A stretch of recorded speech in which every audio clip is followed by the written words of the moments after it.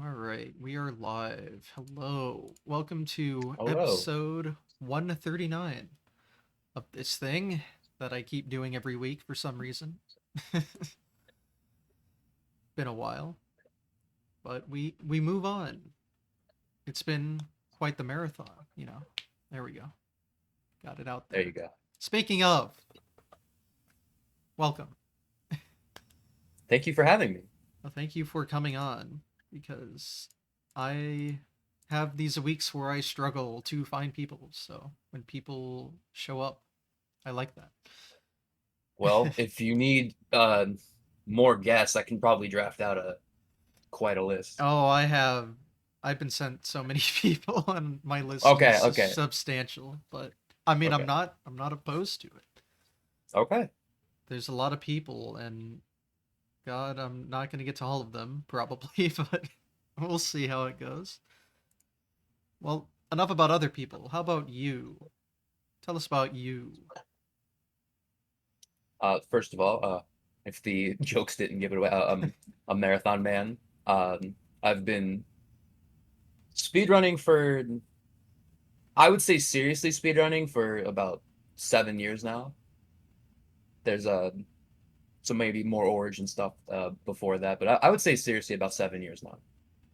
Mhm. And we'll talk more about this, but early on, it was Halo really that brought me to speedrunning. And it was kind of solely that for the first bunch of years, and then I found other stuff kind of transition into more in the PlayStation realm, and that's really where I took it a lot more seriously. That's funny. Starting from like Xbox exclusive and then moving to PlayStation. Yeah, It's fun. I'm not too familiar with either like exclusives because I'm the Nintendo guy, but right. I keep saying someday I'll get to them, but we'll see. The backlog is large, but Honestly, like as someone who's like been playing Halo since I was a child, uh it's like one of my favorite things to seeing people like I've had 20 years plus with the games now, so but seeing people my age play them for the first time as adults and like see things I've seen 1,000 times for the first time is one of my favorite things. well, I do have the Master Chief Collection on Steam, so someday it's sitting there. It's Someday. it's it's ready, but I haven't done it yet. I do recall getting Reach for free like 15 years ago and Yeah. playing it a little bit, but I remember nothing other than Griffball. But Oh my God. you understand.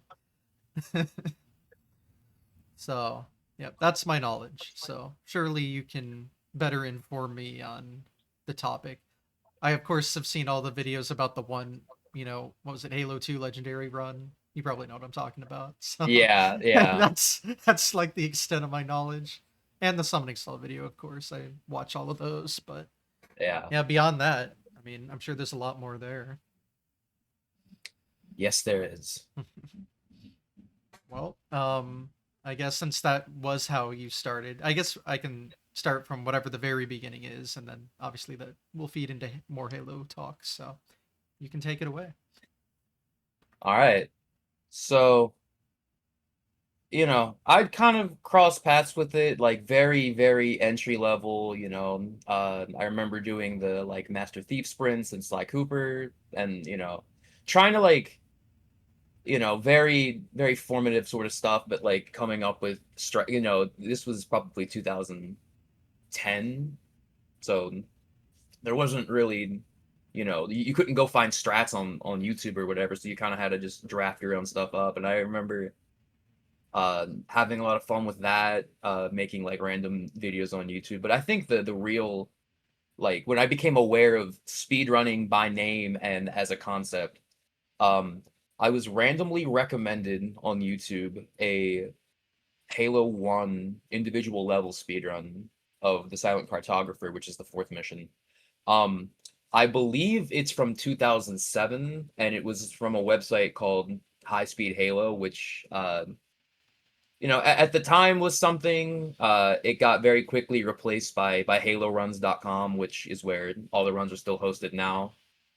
But I saw that, and the time was like 4 minutes or something, and I was like, damn, they beat this whole mission in 4 minutes. Like something's up. And there's a part where basically how the mission works is you go into this one building, you go to the bottom, they lock a door on you, so you have to leave, go explore the island, find another building, unlock the door, and then you can continue through the mission. And I was like, I bet you there's a way to skip the second building. You can go through this door before they lock it. And I tried everything I could, and couldn't think of anything. So I see this individual level speedrun, and they bring the Warthog, which is like the Jeep vehicle, down into the basement. They throw it into a corner and eject, and they go through the locked door. And I was like, Mhm. dude, I knew there was a way, and they found a way. Which I mean, that's funny to think about because that was found. The Halo 1 came out in 2001, and that was found in probably 2002, 2003. So, and this was in 2013 when I saw this video, so I was, 10 years late probably. But since then, I was like, damn, like, well, what else can we do to like speed things up? Like, so 2014 rolls around, um, the Master Chief Collection comes out, and there was this guy, Naked Eli, who put out uh which I mean in 2014 this is crazy, but he put out tutorials for every single mission in all of the original 4 games in that compilation on Wow. how to speedrun all of them, which in 2014, like, That's no crazy one was today, doing it. honestly. Yeah. So seeing like, and there was some stuff I knew about because there's like this giant out of bounds on a mission called Outskirts in Halo 2 that, the way Bungie designed their games, I mean, you could just go anywhere. Everything was rendered, so they would hide a bunch of like, there's like skulls out there. There's like Easter egg you can find, a bunch of other like cool things. There's like a soccer ball on one of the missions. Like they would just hide a bunch of stuff out there. Like, yeah, go explore, go find it.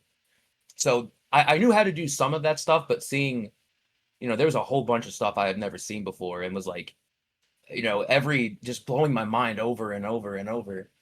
And eventually, around the same time, I found uh, GDQ. I found Goat Rope's run of Halo 1 from SGDQ 2014. And I remember being like, damn, this run's like 2 hours long, or like an hour. I think it's an hour 51 minutes. I was like, I don't got 2 hours to sit here and watch all of this. And, I'm just going to watch part of it and we'll see what happens. And then I watched the whole thing like 5 times Yeah. because I was floored. There was always, and like it was one of those things like the more you would watch like over and over, you would see something that you missed before because you were like so busy being blown away by something that just happened. So uh, that I credit that run as like when I really became invested and was just like scavenging whatever I could for just new stuff. It just with any of the original 3 Halo games is really what I cut my teeth on early on. But here's the thing. This was, I was like finishing up high school and starting college, and I was also playing music full time at this time.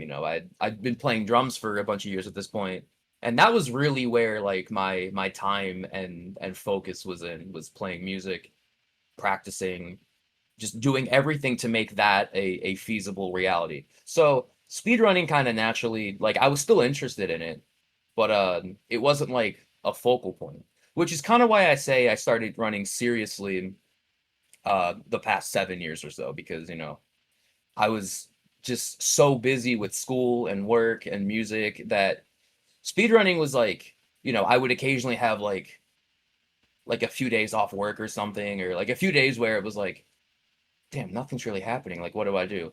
I'll run, you know, a little bit of Halo 2. I'll run some ILs for fun, nothing serious, just because, like why not? I have extra time and there's something I have fun doing, so why not?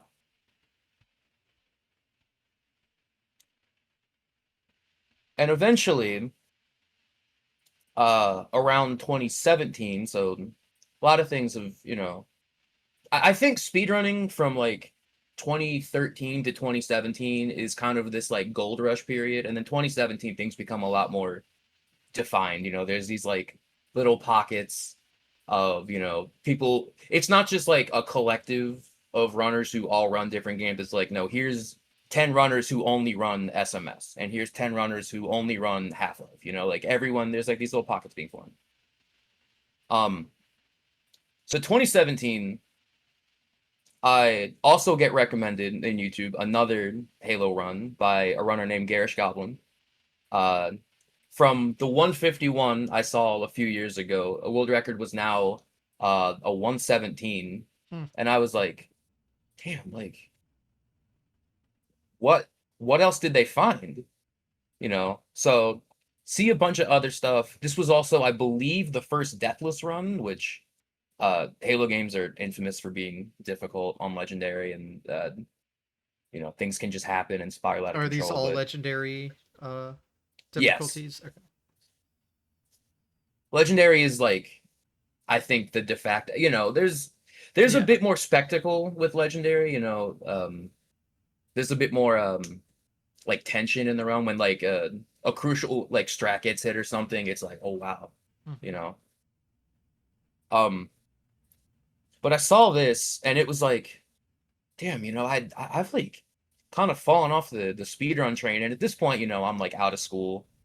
Um, Music was starting to slow down for the first time for me, so I just had more time, and so I was like, it was around this time I was thinking, I was like, I've like really only seen, for the most part, I mean, I'd seen the occasional like a very old like Jack and Daxter run and some other stuff here and there, but it was mostly just all Halo. So I'm like, well, surely they run other games. You know, what else is out there? So, being my favorite game of all time, and kind of understanding that GDQ was like, you're gonna get a pretty good run with some really great commentary that'll maybe explain things that you might miss if you just watch on your own.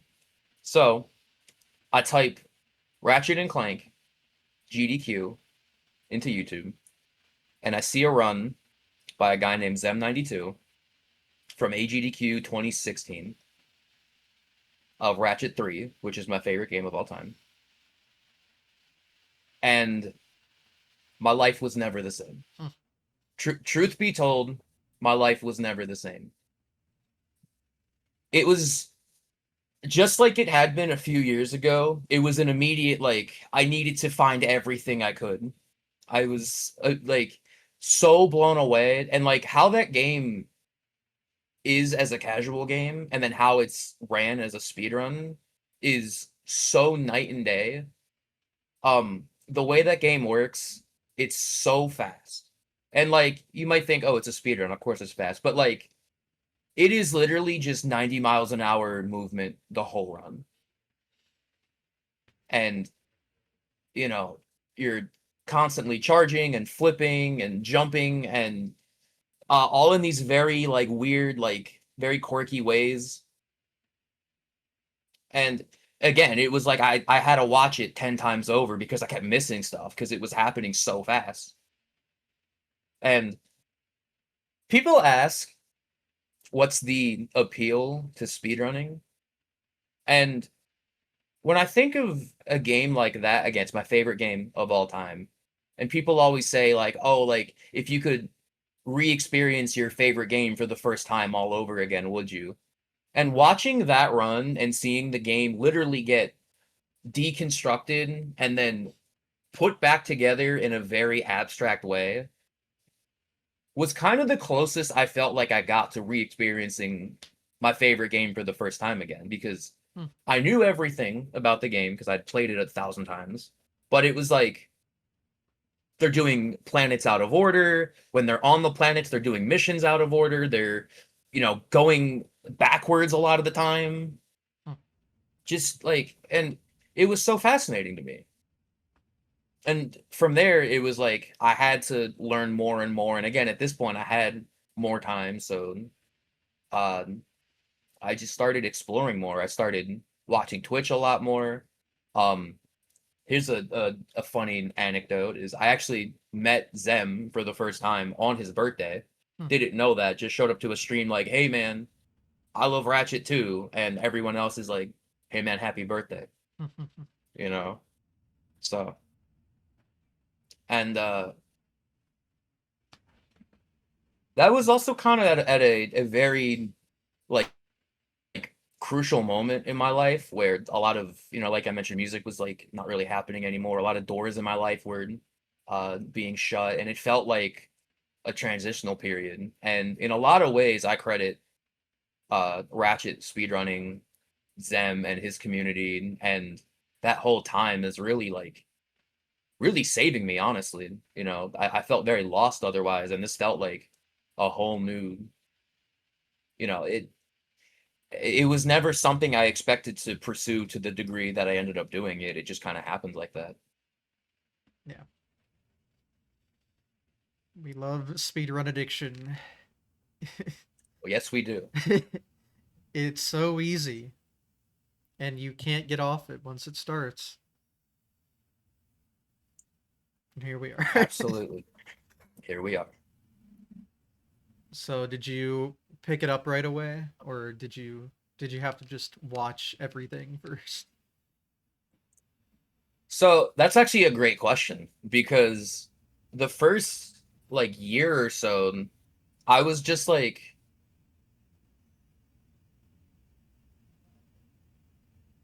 experimenting. I was still running Halo as well. I don't know if at this point I was doing more full game stuff.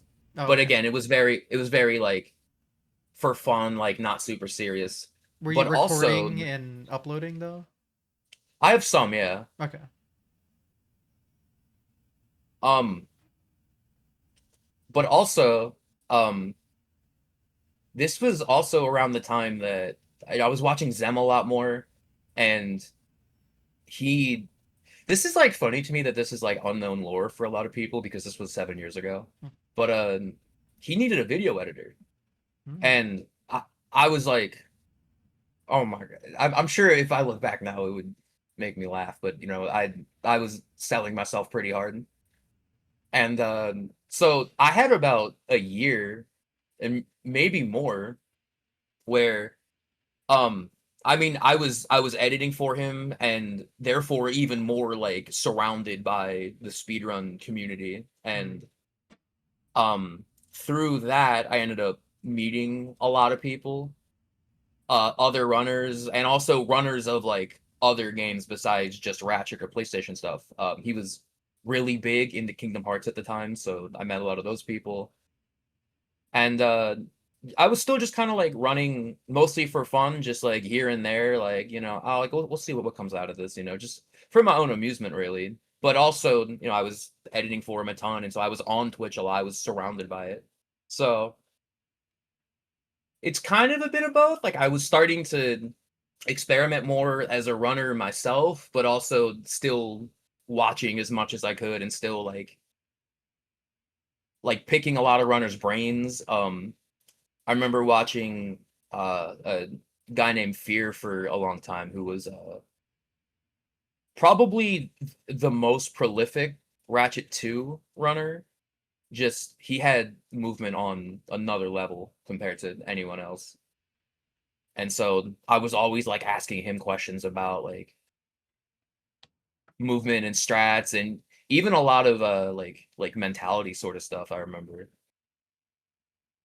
Which kind of transitions into this beautiful social experiment that we all took place in called COVID, Hmm. where uh, I suppose this would be a good time to bring up where my name comes from. So there's a few different reasons, but one of which is I'm definitely a workaholic. I'm definitely like I need to stay busy in order to stay sane. Mhm. So COVID happened and it was like, Yeah. no man, like chill at home, like go and watch anime for 11 hours straight. And I'm like, I just can't do it. So it was like I need something. And with this in mind, like music was done. I was out of work for a long time, so it was like I need something. And that's really where it was like, all right. I remember making a plan, like, like kind of like a subliminal plan where I was like, I'm gonna start running Ratchet 2. I'm gonna, we'll put Halo down. I want to start something new. I want to start something serious. Like I had been messing around with stuff in Ratchet 2 and whatnot, but it was like I'm gonna actually sit down, actually try and like push this. Not, for world record or anything, but just for myself.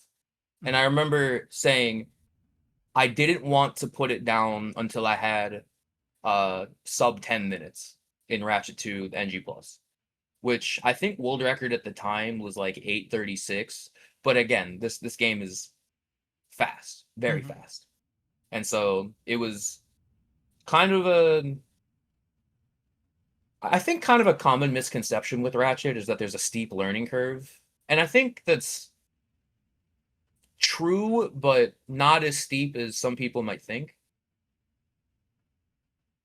I think if you just want to get started, Ratchet 2 in particular was pretty easy to pick up. And eventually, the clunkiness of your first runs kind of goes away. And so I just kept at it. And I got sub 10, I believe, after like 2 months or something. And, we talked about speedrun addiction. By Mhm. that point, I didn't need any convincing to stick around. It was like, no, Mhm. we got this far, like let's go further. Let's try other stuff. And so that's really where the journey kind of for real started. Bunch of bumps along the way, a bunch of like run-ins with it, but like that's really where it became like that's when I started streaming full time too. It was like, okay, we're just gonna do this now. And again, part of it was like, I mean, it's COVID. We're stuck at home anyway. I might as well. Mhm. But I mean, that's continued through today, and I mean, that's what 5.5 years now. A full time. Yeah. Wow. Um, I've never really had any like major like period of inactivity. I've taken days off, and Mhm. obviously like life happens, so like I've been gone for periods, but I come home and right back where we started. Got it. Yeah, something I definitely, at least recently, have struggled with is streaming, but at least consistency. I can do this once a week. That's easy. Yeah, But I mean, being able to dedicate so much time to games for years is not easy, I think. it's hard, and there was definitely um, It sounds easy. It's oh not easy. yeah, there was a lot of Speaking of common stumbling. misconceptions. Yeah, oh Hmm. my god, there was a lot of stumbling, a lot of times where I made it a priority and wish I had not. Hmm. Only in retrospect did I realize what a mistake that was. Yeah. And it's it's definitely a balancing act because like I love it and I don't want to not love it. And I was, one of my friends asked me about this recently, and I said like if you genuinely love something and people care, like it's important to take care of that. Important to like like I want my stream to be the best that it can be. I want the speedrun quality to be the best that they can be. I Mhm. want the community that is gonna engulf and help raise this all up to be the best it can be. So it's important to take care of that. And if you're gonna do this as like any sort of career, then why would you not want to push as much as you could? Mhm. As difficult as it may be, it's like I feel very fortunate to be in the position that I am in, and maybe that's the result of 5.5 years of consistent streaming, among other things. I definitely think um right place, right time. But yeah, I think it's important to want to nourish that as best I can. So trying to get back on the timeline here. Um, we're in like mid 2020. Yeah, we're in like mid 2020 now. Okay. And still very new, still um just like in kind of this really beautiful moment, honestly. I think at the time, um I'm still very new to it, so I'm still like figuring out like who do I want to be. I'm still emulating a lot of other people, like I mentioned them a bunch, other Ratchet runners, a few other PlayStation runners like Ricky I looked up to a ton, and just like, but still like I don't just want to be someone else, and I want to be authentic to myself. So I would just do a lot of random things here or there, and like I would just randomly go live playing. Like I would just start learning Sly Cooper because I don't know, it's what I wanted to do. I saw other people and was friends with those people and was like, hey, I'll try it. Um, I was still running Halo every now and again, which a lot of PlayStation runners and speedrun watchers were like, I don't know what this game is. I've never played this.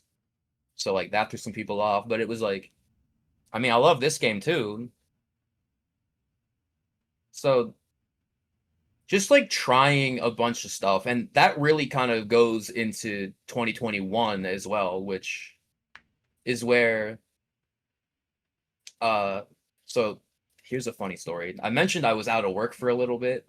Well, Mhm. I found out in 2020, um when the time came to return, they told me I had been terminated, uh and didn't let me know until I asked about it, That's not and very said that funny. I left for personal reasons being quarantine. Mhm. So it was like, well, now what? I got to figure something out. So 2021 was a very, very hectic year where like I was trying trying to make anything stick. So I was running Ratchet 2 a bunch still, and I burnt out on that kind of indefinitely, to be honest. I feel like Really? Wow. I burnt out so fast that like I've gone to back to run it in the year since, and it's usually a pretty short fuse. Mm.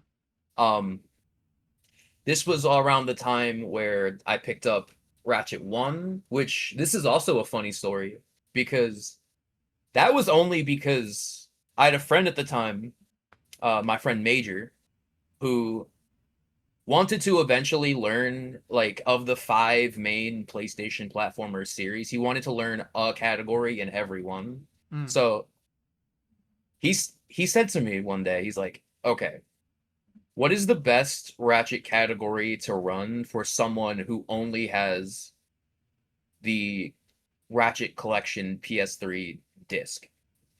And I'm thinking, well, okay, so that automatically means all of Ratchet 2 is out because PS2 was faster for that game.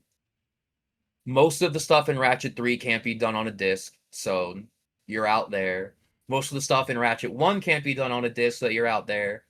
So we decided the only feasible category was Ratchet 1 NG plus, and there's a thing you could do at the end of that category where you skip a boss, the final boss, but you can't do that on disc. So I was like, you're just gonna have to fight the boss.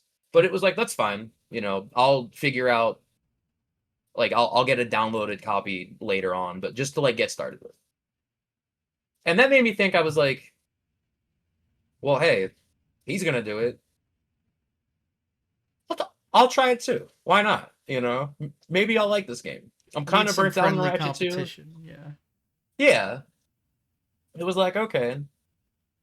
And that's like really funny to think, because if there's any single game that I'm the most attached to, it is that game. And it's funny that that's how it started. It was like, someone was like, I'm gonna do this, and I was like, I think I'll do it too. Why not? What could come out of this? And, you know, little did I know that would define the next 4 years of my life, basically. So I started playing that a lot more, and it was weird because I feel like the struggle there was less of like a technical level. Like I said, Ratchet 2 very, very fast. Ratchet 1's very fast but very different. And a lot of the different that kind of separated it, I picked up pretty fast. There's a very infamous trick in that game called infinite long jumps, where you basically have to mash I think it's like 12 inputs a second for like Oh. an extended duration, where you're basically just like side flipping and long jumping over and over and over on certain surfaces. And for a lot of people, I mean, 12 inputs a second for 20 seconds, Oh my god. that's a tall order. That's a tall order. But having played drums for so long, like, rhythm came very easy, so I didn't really have any problems with that. What I did have problems with, and what I realized at this point, was more of the mentality side. And I think being good at that was a double-edged sword, because it was like, oh, this game's easy. I'll even have to try, you know? And then that only gets you so far before it's like, damn, I'm not doing it. Like, I keep losing runs. This game's hard. This game's hard. And that was something I struggled with for a long time. But like, the game was also very fun. So, you know, I would have these like kind of pouty moments where I'm like, guys, I can't play the game. I don't want to do this. We'll play Halo or something tomorrow. I can't play this game.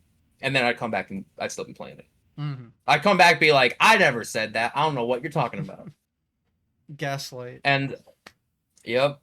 And so 2021 was basically a lot of that. It was like just figuring. And here's another little like weird piece of trivia is so like I said, I was running on disc for a little bit, which is like not what you're supposed to be playing on. A lot of things you can't do on disc. And I remember another runner at the time named Deltadoid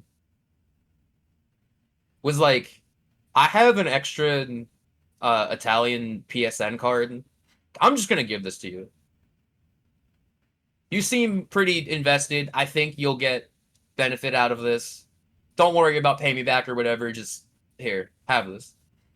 And that's another one of those, like, I wonder, like, if he didn't do that, would I've stopped like right then and there?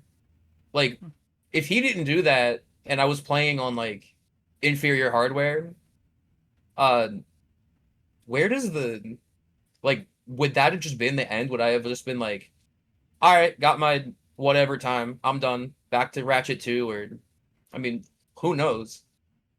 That's a very Funny how weird thing to things think work about. out. Yeah, so thank you, Major, thank you, Delta, for changing my life forever. Um,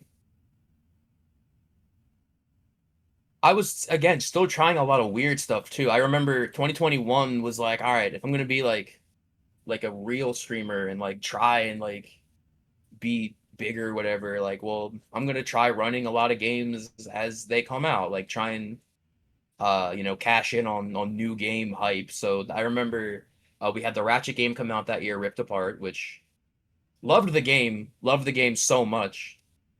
Didn't love it as a speedrun. I think I stopped after like 3 days. I think a lot of runners stopped pretty early because it was very like on one hand, it scratched a lot of the same itch, but also very modern, very different. Doing things with like photo mode was weird. Um, so that kind of fell short.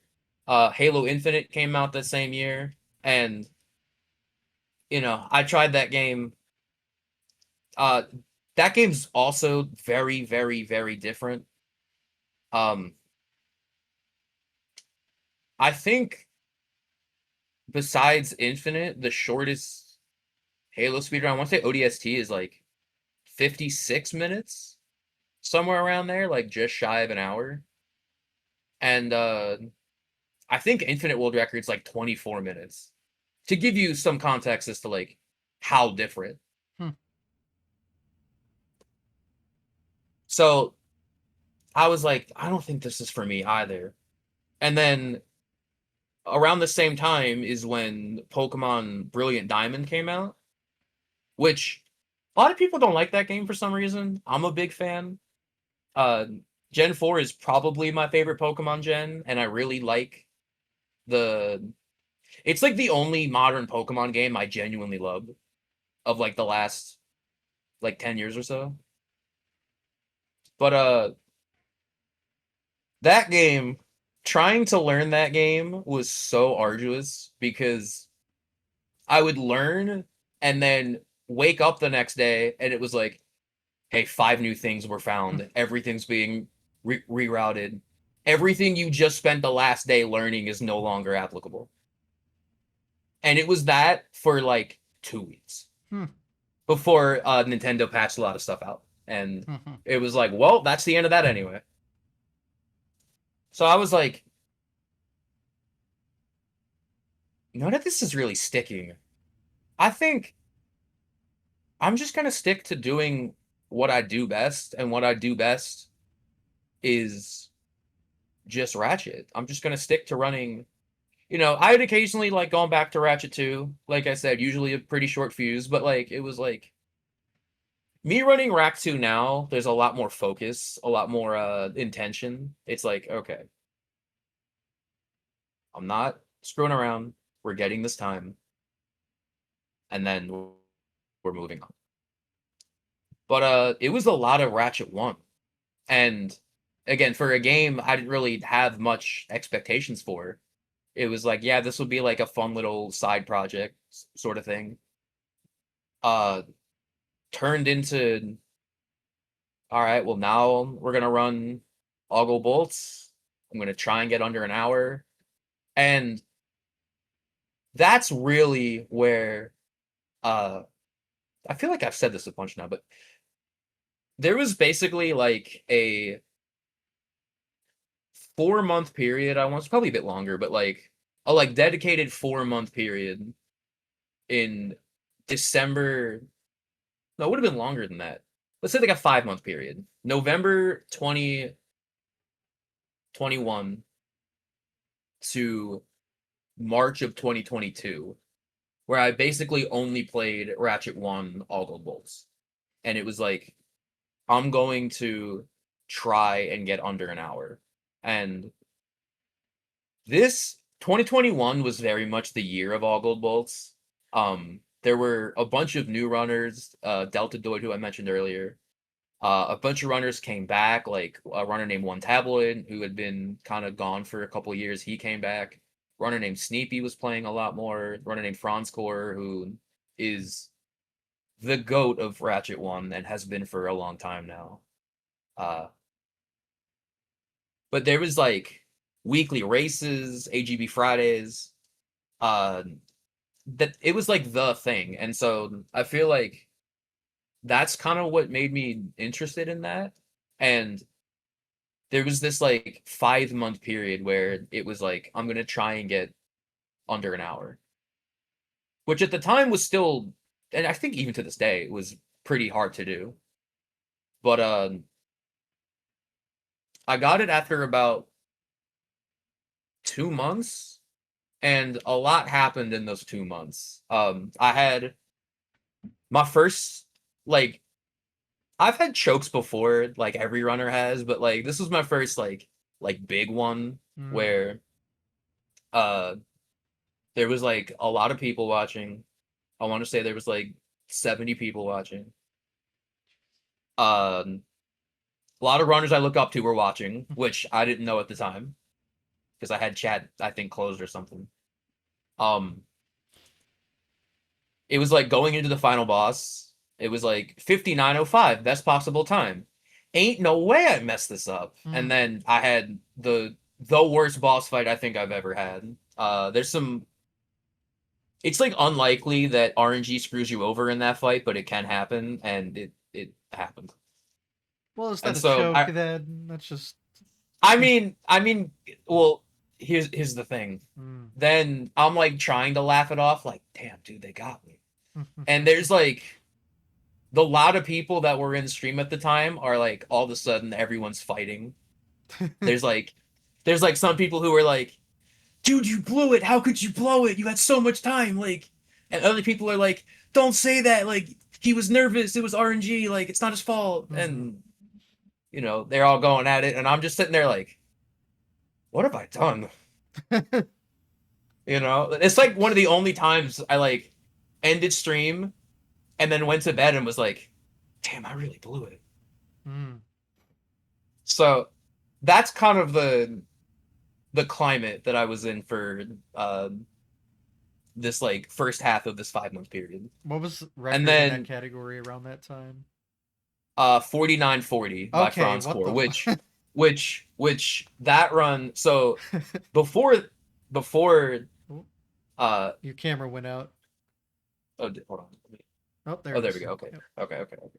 So before the 4940 world record was a 51, and there were a lot of runners I mentioned earlier hovering around like 54, 53, like people trying to gun for it, and then he just shot it up 2 minutes, Of course. which in a lot of ways was like, I'm done.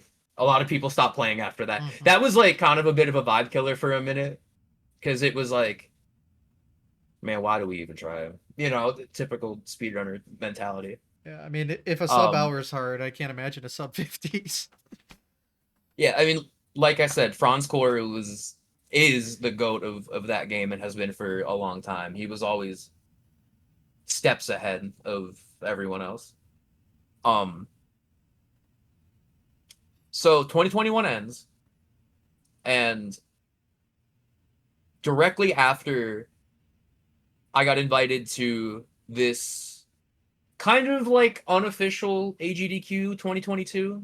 This was an event called WAM, Wild Animals Marathon, that a older ratchet runner named Skits hosted, and invited a bunch of people.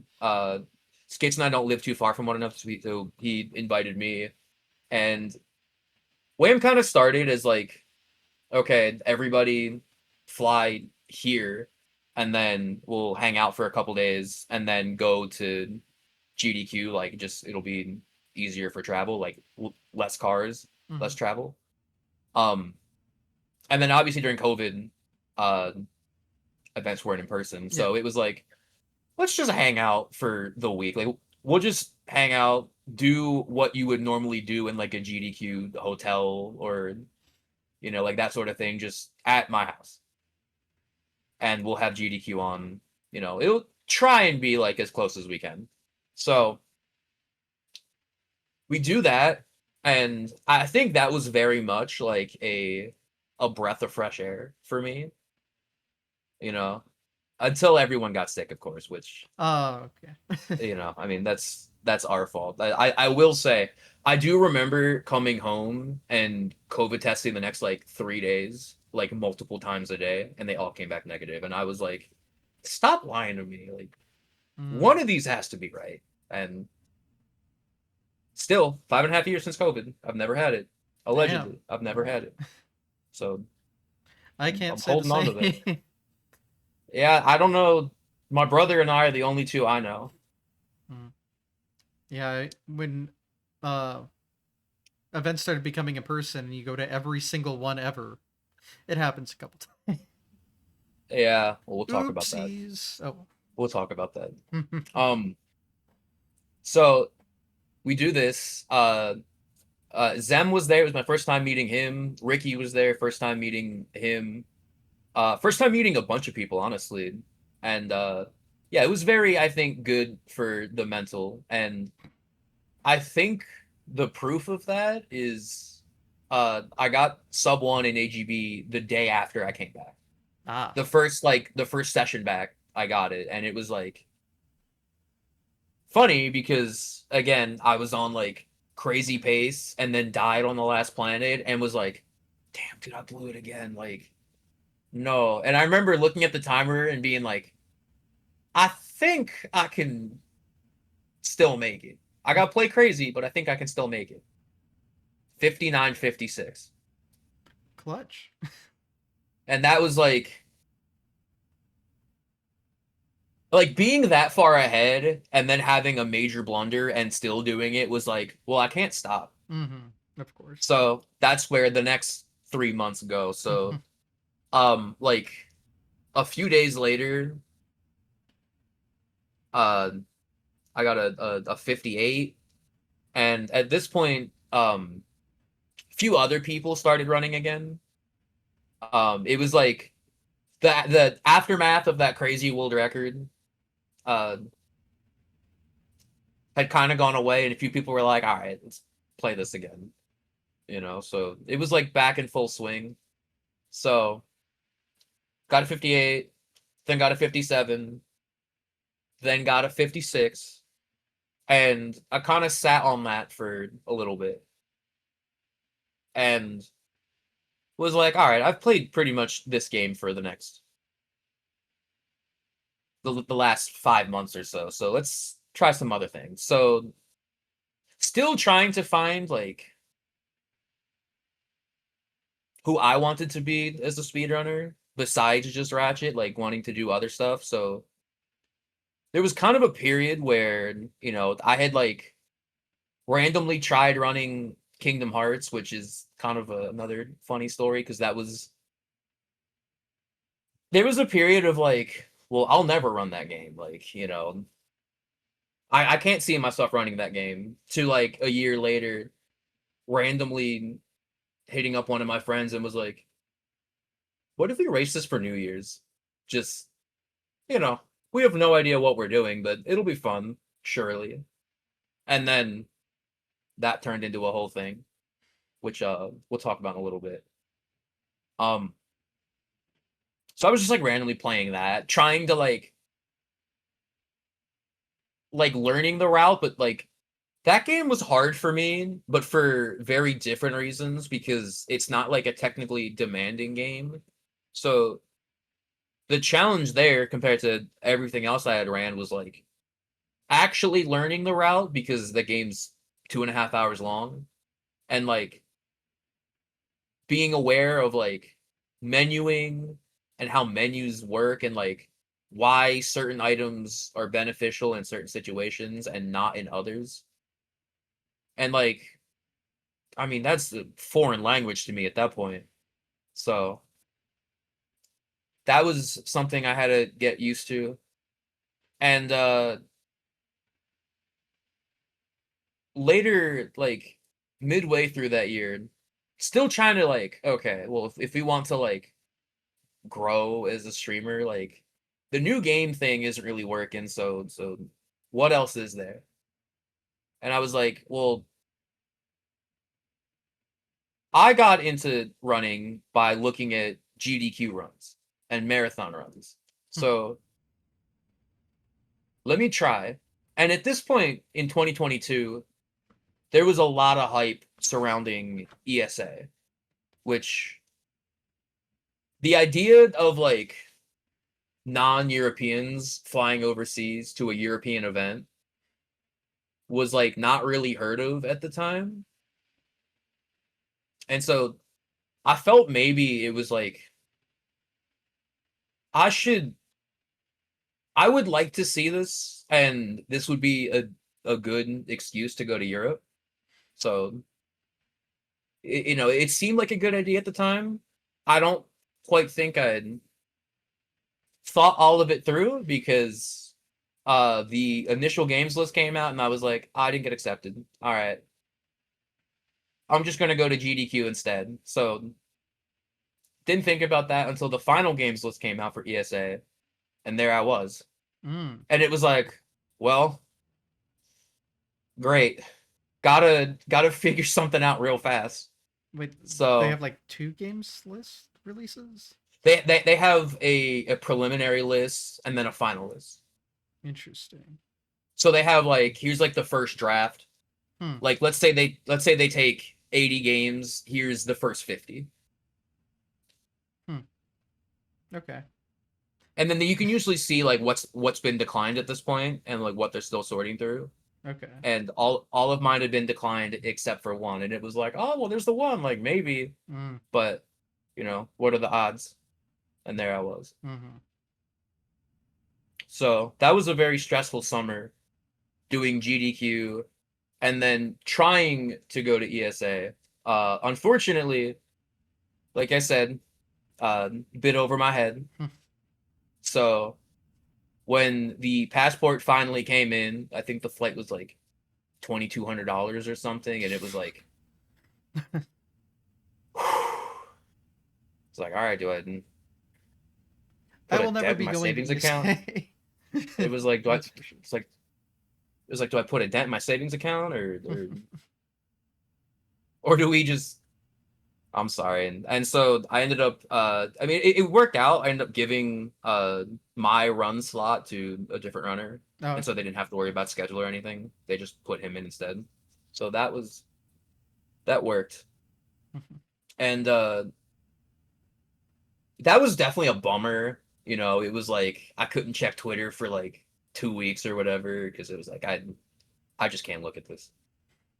And so I started, I was running Ratchet 2 for that and was like, again, had like kind of not like a big choke, but like just barely missed a minute barrier. And it was like, I don't want to play this anymore.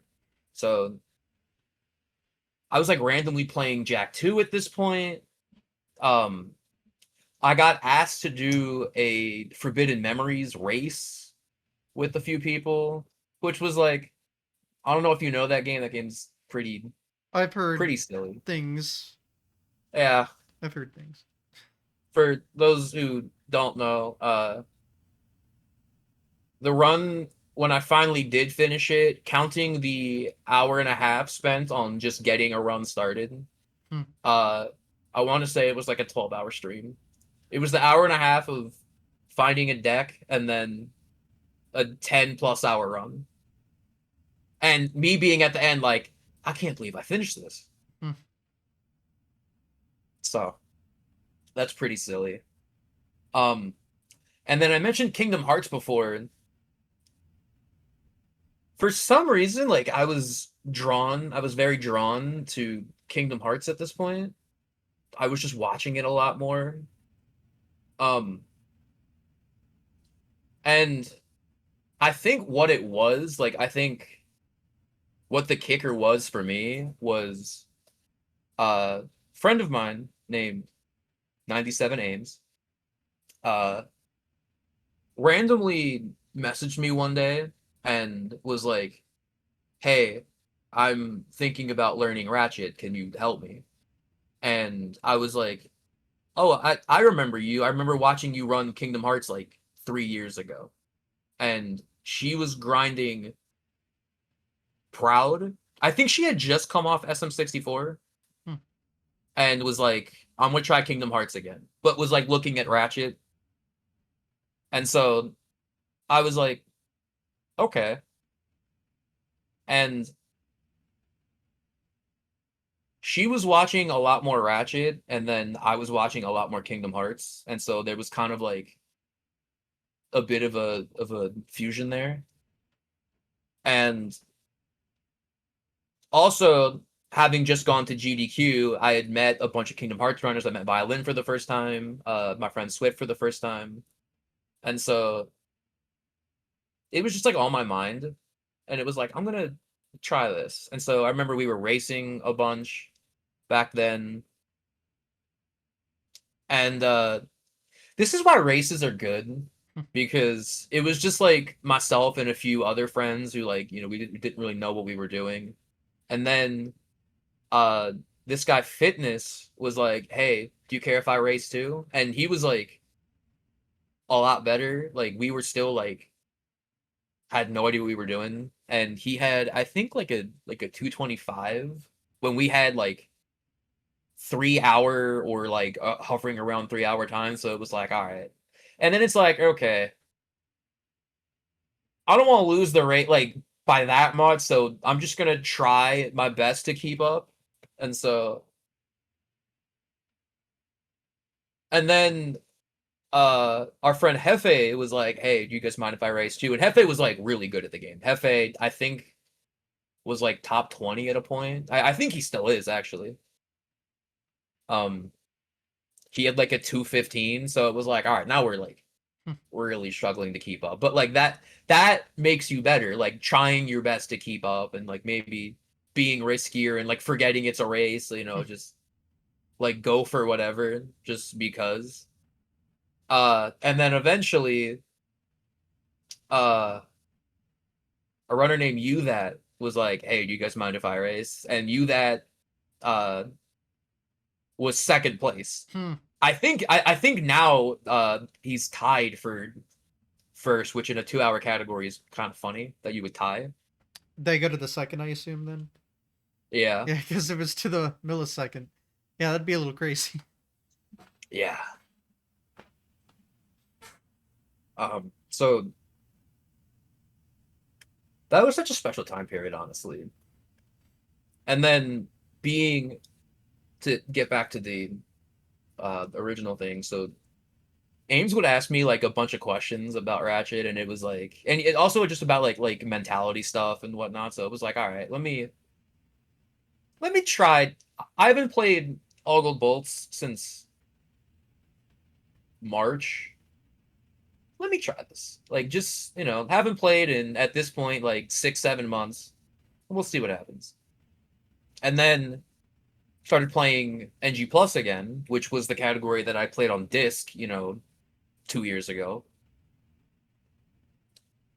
And it was like, I'm gonna try and get sub 20, which uh I think at the time only 9 or 10 people had sub 20, and I think only Franz and Ricky at the time. I think Sneepy had it too. Only had 18-minute times. So it was like this real like close group of like people who could beat Ratchet 1 in under 20 minutes. And it was like, I'm gonna try. And so same thing where it was this like 4 month period over the like yearly transition where I'm going and I'm going and I'm going. And back to the speedrun addiction thing, this was, I think, probably the worst it ever got. And this is still like tail end of COVID too. So, this was me playing 8 9 hours a day. And I don't know. I think if I remember correctly, right before I got sub 20, it was like a 9 hour day and then like a 15-hour day, What which the? I don't know why I did that. And then like a 3 hour day. And then after 3 hours, I got it. Hmm. I, I don't know. Back to stuff I would never do now. Mm-hmm. But that run is still probably some of like the happiest I've ever been finishing a run. It's I've described it before. It was like whenever you get like a run that's like important to you, it's like the picture perfect run. where it was like all your friends are there and they're all there to, cheer you on. There's like a lot of people watching. You get messages from people after, like, "Oh, dude, you did it! Like, that's awesome." The Twitter post blows up. The YouTube video blows up. It was like this. It's like the one and only time I've had that where like you get like a sick run, and how you imagine every sick run is in your head is like actually how it played out. So that was funny. Still probably the happiest I've ever been after finishing a run. I was gonna say it like hardly any runs ever actually get the full package there. It's the only one I've ever had. Yeah, another common misconception. Yep. And another funny piece of trivia about that run is that run was done January 27th, 2023, which was to the day 2 years after my first submitted run of that category ever and of that game ever. To the day, January 27th, 2021, which I didn't mention this before, but I'll mention this now. So there's a bunch of like the first few months of me running Ratchet 1, I never highlighted any runs. So they're all lost to time, unfortunately, which, you know, I had to learn the hard way. Just highlight. Even if I think if you don't submit, that's like also weird, but like at least highlight them so you have them, because you never know what like the trajectory Yeah. could lead to, I mean, I wish, for as bad as those runs are, I wish I could find them. I wish they existed somewhere, somehow. Mm-hmm. So, from my first sub 30, which is the first run that I submitted, January 27th, 2021, to my first sub 20, now almost a full 10 minutes lower on January 27th, 2023. So, and in a lot of ways, that run kind of also felt like the end of an era. That felt like you know, when you have like the big fanfare and everything, where else is there to go but down? So, uh, the next few months were kind of turbulent. In fact, the rest of that year was kind of turbulent. I think that's when I started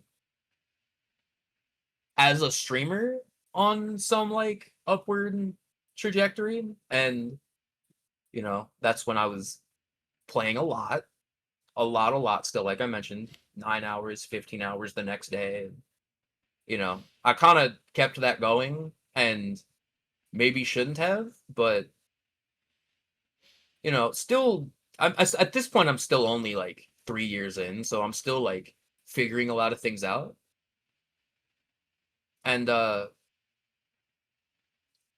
ESA comes around again, and this time I'm like, okay, I blew it last year because I was a bit starry-eyed and unprepared.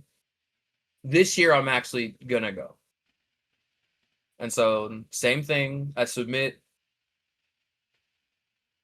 my run gets in. My run was a race of that same category, NG plus, with another runner named Jishkared, who I love dearly. But this was also a very turbulent time in my personal life. Um, Much like how when I first got into running Ratchet, it felt like a lot of things were falling apart. Doors were closing on me. It felt like that like life transitional period. This was another one of those, but like now it's like I have to be in Europe in 2 weeks. I don't have time to like just sit and deal with this, which on one hand, that's like what do you like, life is more important, but I don't know. I felt like I had at this point like I had a mission. I had spent a bunch of money, and it was like I have to go. And I blew it last year, so there's that. kind of looming over me. So I do the run. Maybe I look back and I see like photos of that event, and I'm like, no, I had fun. Like, I'm not gonna sit here and say like I didn't, but it was a very turbulent time, and that's kind of how the rest of that year went. And so I really don't remember a lot from this period until uh what I do remember is, so I had that 1946, my original sub 20 in Rack 1 NG Plus from January. Grinding for ESA, trying to beat that time, I ended up tying it right before I left. Came home, tied it again, and was like, I'm not doing this. That was like another real like sour ending where it was like, I don't want to play this anymore. Like, this is becoming grating. And so I picked Ratchet 2 up again for a little bit, and then was just kind of doing like really like whatever made me happy. So like I started playing Jack 1 a little bit, playing Kingdom Hearts again a little bit. And then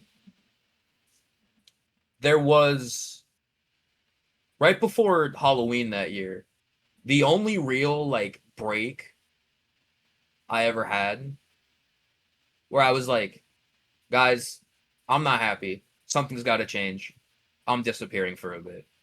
And then was gone for the next few weeks before coming back and was like, again, for the third year in a row, I'm like, I'm playing Ratchet 1 over the like Christmas period, grinding for originally it was 52, so I had a 56 that I left that initial grind off during, and then few runs here or there got down to a 54, and then was like, I'm gonna try and get a 52. And over the next like few months around Christmas time, I was so like determined, and I don't even really know what happened, to be honest. I just started playing so well that over the next several months, I got all the way down to a 49,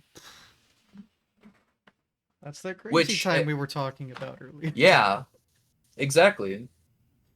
So, and like I think about this now and I'm like, I guess I just played better. Like, I really don't know like what I did, You got you good. know. I guess so. And good enough that around the same time, uh I found out I was gonna run that same category, Ratchet 1, All Go Bolts, for GDQ. Mm. The first GDQ Which, run. yeah, which again, there's like I I don't really think I was prepared for that day. I'll be honest. Um, I This is funny. A lot of times people will camp out for the games list reveal, and I remember it was like, all right, games list drops at noon, 11:57. I'm looking at my phone and I'm like, all right, I'm gonna go take a shower. When I'm done, if I if my phone hasn't blown up since then, that means I didn't get in. And I go take my shower, I come back, check my phone, and my phone had blown up. Mm. And I'm like, now there's no way. I'm like looking at it, I'm like in disbelief. And there it was. And again, much like, the picture perfect scenario, however many people like floored, like, oh, congratulations, like, and like I think some people as well, knowing how like difficult the past year was, it was like this felt right. This felt like the good ending, you know. So What I GDQ was go. this? This was SGDQ 2024. Okay, got it. So I go. I do my run. Is if that original sub 20 in NG Plus is like my favorite run I've done from like a performance level, I think this GDQ run is my favorite run, period. Again, this felt like the good ending. It felt like the right run at the right time. It felt like everything that the like past bunch of years had been building up to. Really, SGDQ 2024, SGDQ 2014, that Goat Rope Halo 1 run is what got me into speedrunning. So, you know, Exactly 10 years later, pretty this this is much. what this is what 10 years had been building towards. So that felt like. And another common misconception is the GDQ bump, which Yes. Well, is it did used to exist. It does not anymore. it it's different now. So the GDQ bump is like, oh, you run for GDQ and then like, you know, Suddenly all you these average viewers a thousand come in. viewers. Yeah. That's how it was in like the mid to early 2010s, but Yeah. not so much anymore. Well, here's the thing that I noticed personally is the bump kind of like what it maybe didn't do for like numbers, it did kind of do in street cred, if I Oh, may use, okay. I see. because I feel like a lot of people took me more serious after that had happened, Okay. which like that's when I started getting messages from people like from like big speedrunners. I won't name names, but like big speedrunners who like I would be like, "Wait, you watch my stream? Like why? Why? Like clearly you're busy. You stream on your own for however long, and you're doing whatever else. Like, why did you make time to watch me? You know, Mm. especially if like it's like not anywhere related to the same game. Like, I'll mention one person. Uh, that's how I felt when Maxi Loeb started watching, Mm. because I'm like, Maxi, I just watched you stream Silent Hill to 1,100 people, and now I'm playing Yu-Gi-Oh! Forbidden Memories. Like I just don't like, Yeah. in my head that's crazy. I'm like, where's the correlation there? Mm. So You see, the street cred or whatever I feel comes from, if it comes from GDQ, it comes from you being there and interacting, not so much the what you do on stream. That's my experience anyway. I So I don't think that know, is what it is. because yeah, if you were like interacting, being physically present there, I think that's what it does more, because the bump or whatever, from what I understand from talking to people that were doing GDQs over 10 years ago, is it was just that's how you got all your attention, and it would actually give you like 2,000 followers and like make you a partner overnight almost. And now from my Yeah. experience, you get like maybe 100 followers if you're lucky, and that's pretty much it.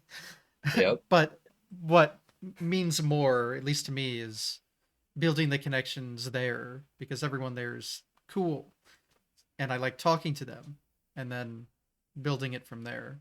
So it's not like being on the GDQ doesn't really matter anymore. It's just being there at all.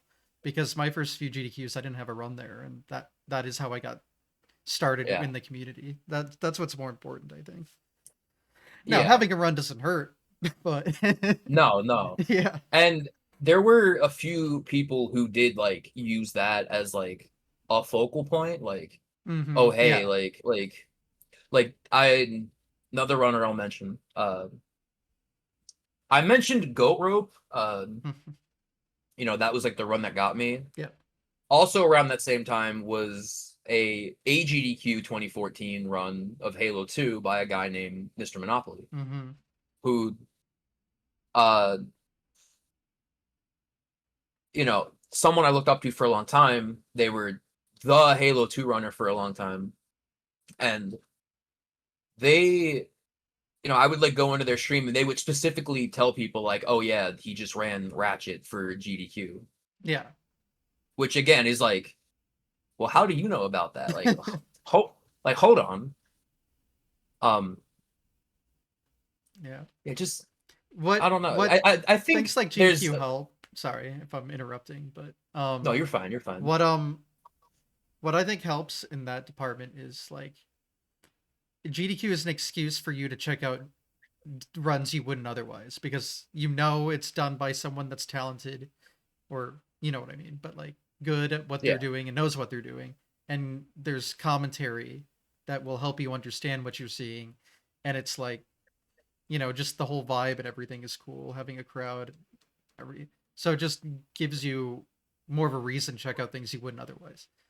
And so it does help in that department because I really don't watch anything other than my usual stuff unless it's like a GDQ or something. It's like, oh, I'll check out whatever the hell yeah. this is, sure. I think what it does, and like maybe this is a bit of a personal thing, but I feel like it does give a bit of a legitimacy. Mm-hmm. It's I don't think like you need a GDQ run to be considered legitimate, but like No. anyone who's ran for GDQ, like obviously is good at the game, obviously is like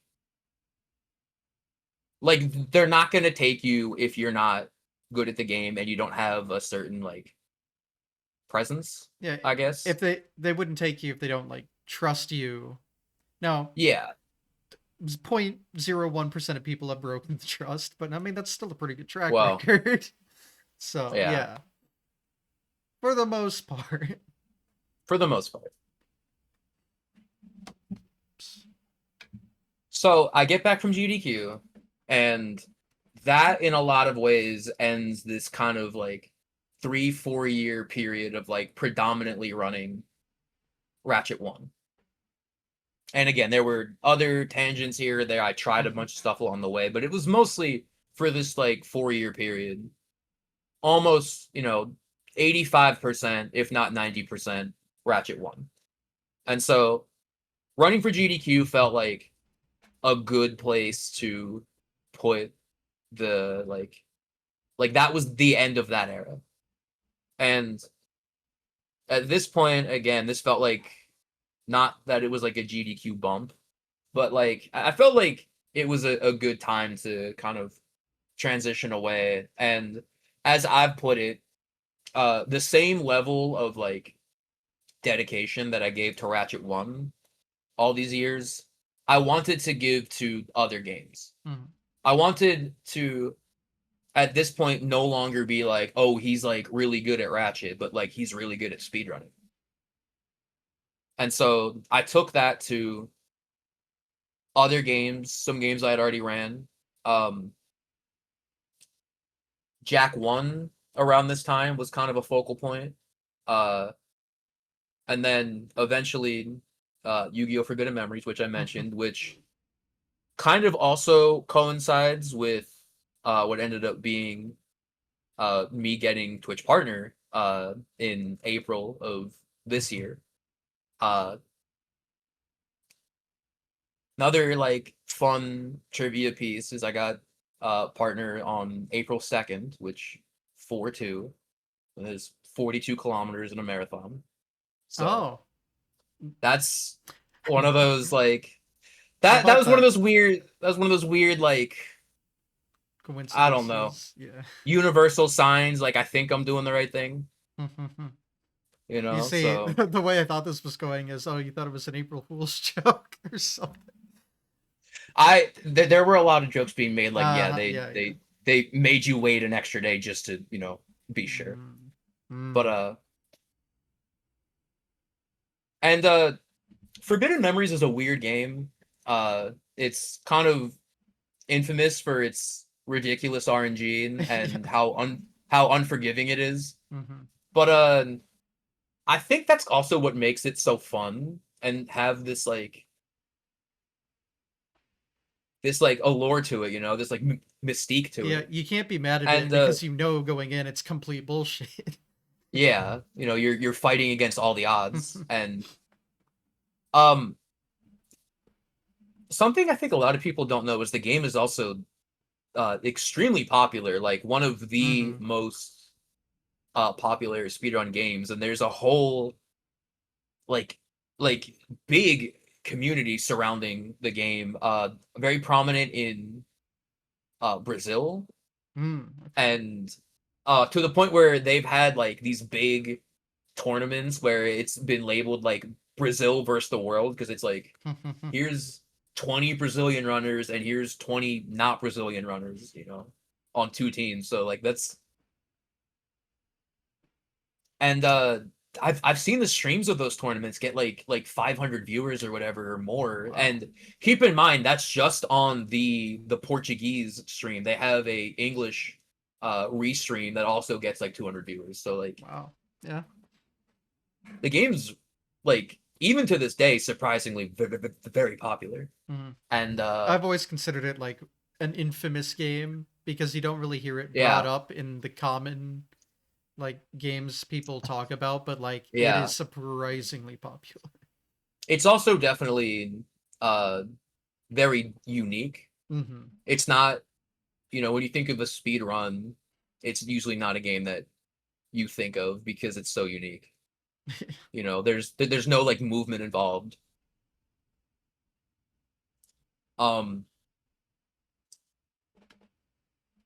which I think, you know, coming off of 4 years of running a very movement heavy game and movement heavy games in general was kind of nice. And I think during this whole period, like again, the kind of the mission statement was like I wanted to put the same level of dedication that I gave Ratchet to other games. And this felt like, okay, I have like respectable times, not just in Ratchet, but also like in some of these, you know, more niche games to the point where it feels like developing Marathon Man, the speedrunner, it's no longer just like, yeah, he's a Ratchet runner. He's a Ratchet runner who's also good at Forbidden Memories and Jack and Kingdom Hearts and whatnot, and just that's kind of where I'm at now. You know, I mean, this was earlier this year, but you know, it's October now, so uh, now it's just pushing that same level of dedication to other games Hmm. and wanting to, you know, have the repertoire, I guess, have the you know, the arbitrary extensive collection of respectable times. And I think just like apply all that I've learned over the years to other games and see like how well rounded of a catalog I could get myself to produce, you know, because you know, running a game like Ratchet is very different to running Halo, is very different to running Forbidden Memories, very different to Kingdom Hearts, and so on, you know. And there's obviously some things that like coincide, but even just like how you approach running each of these games mentally, I think there's a lot to be learned there. And I think that's what fascinates me now more than anything. So, are your game choices, do they mostly stem from some sort of nostalgia? Usually, and it's not just the typical like, oh, I played this game as a kid nostalgia, because um like I mentioned uh Kingdom Hearts earlier, and like that's a game I played as a kid, but also something I saw people just a few years ago running, and that was like, hey, I bet that would be cool. Like, you know, maybe it no longer felt like taboo to me. It was like, all right, let's I've never ran an RPG. I don't know how to approach running an RPG, but like, let's try this. Or like, you know, I played Forbidden Memories as a kid, as a kid, I was like 18. Hmm. So I had nostalgia there, but also like watching friends of mine run, and even like if I didn't play for a little bit, I would like see someone run and there'd be like something ridiculous happen. And I'd be like, man, I remember having moments like that. I should play this game again. So some sort of emotional connection that was already formed. Yeah. I guess like I bring this up because the nostalgia isn't always just like when I was a kid. It is Hmm. like, Oh yeah, you nostalgia could, can stem from any era as long as it was in the past, I yeah, guess. yeah, Yeah. I mean, yeah, a lot of games I've run were, well, not a lot, but they weren't all just like I did this as child, because yeah, a couple of them didn't come out when I was child, but yeah. I it, think it that's still a comes from an era of time that I remember fondly, I guess. right. I think that's also why I wasn't as immediately attached to like when I tried running games as they came out, why I wasn't as attached to those. Hmm. I've never And I think tried right when a game came out. I just it seems like it'd be too constantly, and as you were saying, like constantly changing and just like too much to almost keep up with, to the point of annoyance, to me at least. I just don't think I could do yeah, it. yeah. That's when it starts feeling less like this is fun and more like this is a homework assignment. Hmm. And I know that's And the why a teacher lot of keeps new changing the games. answers. Yep, yep. I know that's why a lot of newer games have this rule where they don't accept runs on the leaderboard until 2 weeks Yeah, the after the game grace came out. period. Yeah, Yeah, that's a more recent thing, and I only really see it with like games they know are going to be hella popular. But yeah, yeah, it is a nice thing to exist, because I know people that have like got the game early somehow and then ran it before anyone else could even legally obtain it, and it's like, okay, calm down, please. yeah, But yeah, but I yeah. that Uh, that's just a whole meta that I am not interested in. I don't know. yeah, I think I learned the hard way. I was like, this isn't for me. And Yeah. even like, um, in some cases, I felt like it almost detracted from my experience with the game because, like, Rift Apart, I loved, like I said, and then immediately turning it around and like playing it constantly. I You almost don't have I don't time to know. develop a casual connection to the game like you have with Yeah, everything else. even even like older games that like I'm playing for the first time now is like, well, I just played this. Do I really want Yeah. to, Yeah.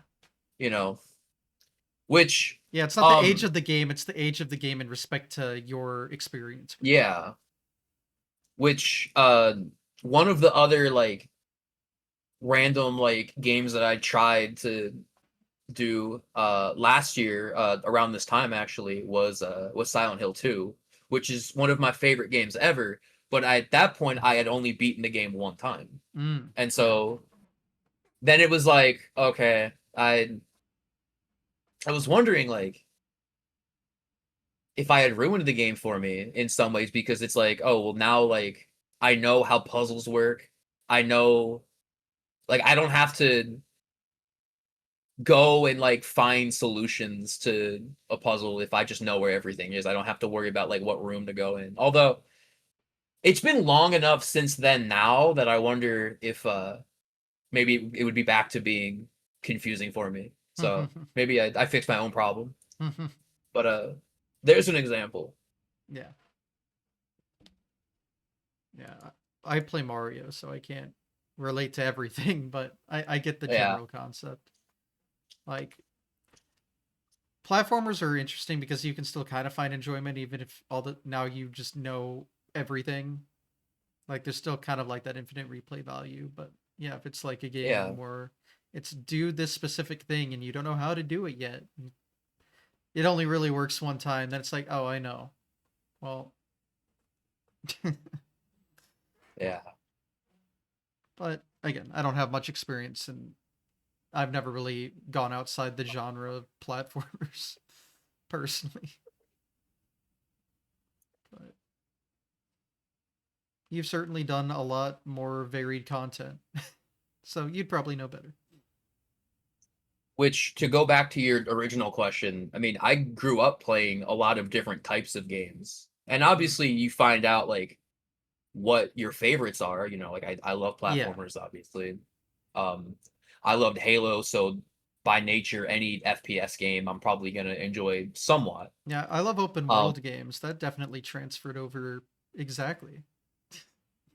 Not to say I don't also like platformers, but not my yeah. favorite genre. Just how speedrunning clicked for me, I guess. And that is something else too. Is like I think like, oh, I've ran a lot of Halo. I would love to run another FPS game, which I've like dabbled in Portal a little bit, Mm. which is not really an FPS game, but like it's Yeah. first person, but also a lot of the same skills transfer over. But the people that are good at that game are so good at that Mm. game, and it's like I just don't have the 50,000 hours to dedicate to learning how to b-hop and all of that. The people that are good at that game have been doing that since they were real young. Hmm. Um, I mentioned Kingdom Hearts a lot. It's like I would love to run another RPG, but like, do I know another RPG as well as I know that game? To where all of the like understanding how menus work and how items work and how RNG seeds play into things like isn't gonna detract from me. And you, But I would love to run another RPG. I would just need to find the right one. mhm. And you also need to think: have I played this game enough to ruin it forever? Yeah, I say in quotes, but like, yeah. I mean, once you speedrun a game, yeah, there's no really going back. yeah. So just got to make sure you're ready.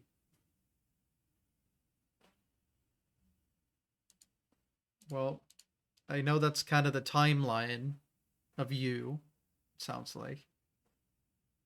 Yep. So you've only really done, what, 3 marathons then, ironically enough? I've done ESA 1 year, I've done GDQ 1 year, and then I did two separate runs for pace in 2024 as well, which I kind Oh, of you weren't glossed at over. pace? I kind of glossed over those getting Y- to GDQ Okay, yeah, because you didn't mention that. which admittedly it was like okay, I got into pace and like that was cool, but then the GDQ announcement happened. So even like personally it was like kind of a this was like the appetizer, Yeah. you know, cuz I think my first pace run was June 2nd and then GDQ was June 30th. So, you know, So it was the same. again Okay. that was a very busy summer. Hmm. So I ran Ratchet 1 all missions, which I glossed over this too. Oh my goodness. Um, that was the first category that I got, first Ratchet category that I got world record in. Oh, okay. That is a So big deal.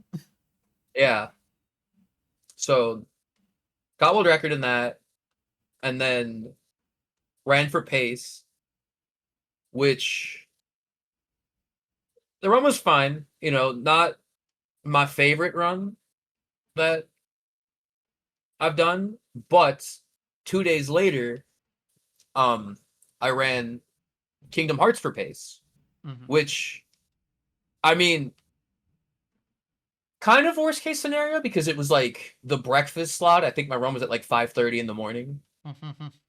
And so we had all just stayed up waiting for it. And but that was like besides GDQ, my favorite marathon run that I've done. Yeah.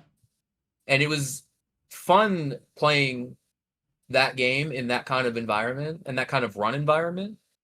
Yeah, it's And definitely different. the run went really well. There was only a few blunders, and even like the blunders that were there was like, whatever, no big deal. It Mhm. happens. Just brush it off. Um, so yeah, it was that's like honestly one of my favorite things that I've done in the like in this whole speedrun journey was that run. That run and then GDQ, 3 weeks later, 4 weeks later, Mm. were definitely two highlights for me. Yeah, I remember last year was crazy with events because I went to both of those events as well because we had the Oh, big really? Mario 1 tournament one of those That's right. days. Yeah. That's right. And then I was also in SGDQ. So it's like, well, but don't worry. I was only there for 5 minutes and then they kicked me off. Because that's how long Mario 1 takes. Yep. I've done a bunch of smaller events too, a bunch of like side events. There was after ESA the one year I remember the year that I did attend, there was like a giant PlayStation focus event. Yeah, yeah. I've heard there's a lot of PlayStation when at that event usually. Yeah. Well, this was like a separate event. This was after ESA. There was like a PlayStation Nation focus event that was Was it up there, uh like in the same area ish? this was a online event. Oh, okay. I understand. Yeah, but it Because was I like was gonna say when I think of ESA, I've heard they've had like a pretty big PlayStation presence usually. yeah. So I thought it So was related. Okay. it was a lot of the same people that like Yeah, help yeah, yeah. run ESA were helping to run this. Okay. And yeah, there was a lot of PlayStation runners in ESA the past bunch of years, and I think like it kind of spearheaded a lot of like that's when the phrase PlayStation Nation started getting thrown around a Mm. ton, and like that became like almost like a bit of branding. That felt like a badge of honor It. for a I lot of us. assume there's like some Twitch team for it too. Make it There more is, official. yeah. Yeah, yeah. Um, that a Spyro runner named Lumi Lara Mm-hmm. helped create. Um, and I think like the combination of that and also a lot of runners from outside of Europe going to ESA kind of gave it this extra allure to it as well. Mm-hmm. Um, I was there the one year. I know Zem was there a few times. I know a runner named HS Blue from Australia Mm-hmm. went, and that was like they made such a big deal out of it, and like I think I think part of their run like blew up on TikTok for a minute, was Maybe cool, he's which known was for cool to see. what Flash game runs. I think. Yeah, Yeah, yeah. yeah.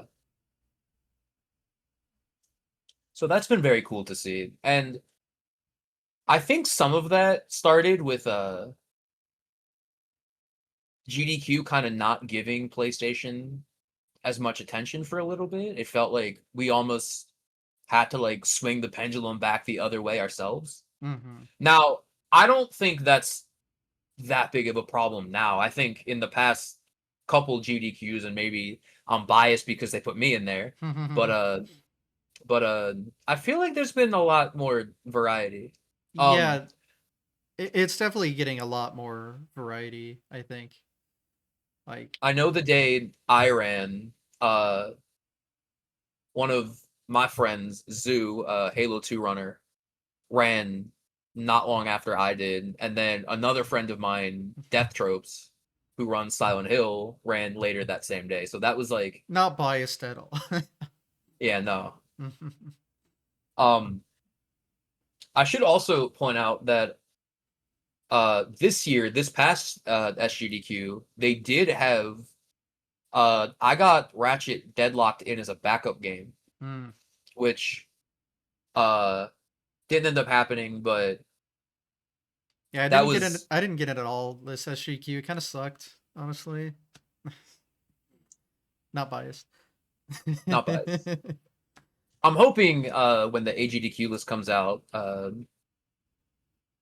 which is I don't know if you know, we can check after.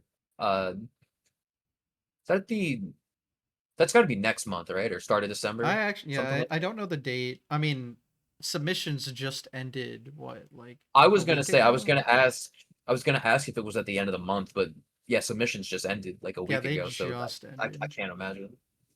And But they get so many submissions, it takes so long to make a yeah, games list. So, because I've talked directly to a lot of the games committee, and whew, they got a job to do. It's crazy. I think the one year, I forget which event, but I want to say there was like 1,100 submissions. They get like, God, I don't even know anymore. The thing is, I think because you can like search through all the submissions on their website now. I think it tells you like the length of all the estimates somewhere. That's right. And it's Yeah, like yeah. a I month think or that's a something. new It's thing. like, Yeah, oh god. It's something ridiculous. yeah. So yeah, not an easy job. It'll probably be a No. minute before we get the games list. But they should I think Which they have a date probably announced already. here's here's another thing we were talking about the GDQ bump. Mhm. I think once you do a GDQ run and it like goes over well, it is You're like more likely to get in again eventually. yeah, Yeah, you get definitely. labeled as like a credible runner Mhm. in their eyes. Like they have some like direct level of expectation for if they were to I take it. do. Oh, there's the camera again. I do I do agree with that. Yes, Okay. I feel like I've noticed similar things. So, but obviously it's not guaranteed because No. again, anyone still has a chance. Believe it or not, keep trying. Eventually, it might happen. It's Now I just don't they get so many damn submissions. yeah. I don't know if this was your experience too, but I feel very fortunate that I got in because I feel like there's this whole like mythos about like crafting a submission video and it has to look a certain way and be modeled a certain way and I don't know. I suck at making submission videos. I feel. yeah. In fact, the times I've got in, I think I just uploaded a marathon run I've done in the past and was just like, here you Okay, go. okay, okay. So I have done very similar things. Hmm. So for the Ratchet 1 Uggle Bolts submission that they ended up taking, I ran for a very, very small event that happens here in Philadelphia called RGB LAN. I think RGB Okay. LAN 5 this was, which you know, it's like mostly like a LAN fest sort of thing, you know, everyone shows up and they'll do like Counter-Strike matches or whatever. Hmm. But they would have like a small like speedrun station set up, and so I mean, the event was like local to me, so it was like, "Ah, I'll just do this. Hmm. Why not? Like it'll be fun." And I think that's what I sent them. And you know, I've done a lot of like smaller events, like I've said, so I've used those as submissions, and Hmm. I think I've even used like the ESA run before. Yeah. The submission I think that got me to SGDQ 2024 was actually a run I did in the practice room in AGDQ 2024, and I Oh, sent really? that. Yeah. Oh, that's awesome. It That's awesome. was really funny because I don't know if you've seen it, but every GDQ there's a group called Nest Block, and they'll just run NES games for like Yeah. 3 days in a row. And it was something I did for that, and just recorded in the practice room. Terrible mic quality. Sent it in. There we See, go. I don't know if it's just because of my age, but I love stuff like that. Yeah, no, I get it. There's a vibe. It's a vibe. Like, and that's what people complain about. Like, I miss the old GDQ. You just, yeah, they just have nostalgia for that, crappy audio, visual, not really giving a shit era, which I get, but I don't know.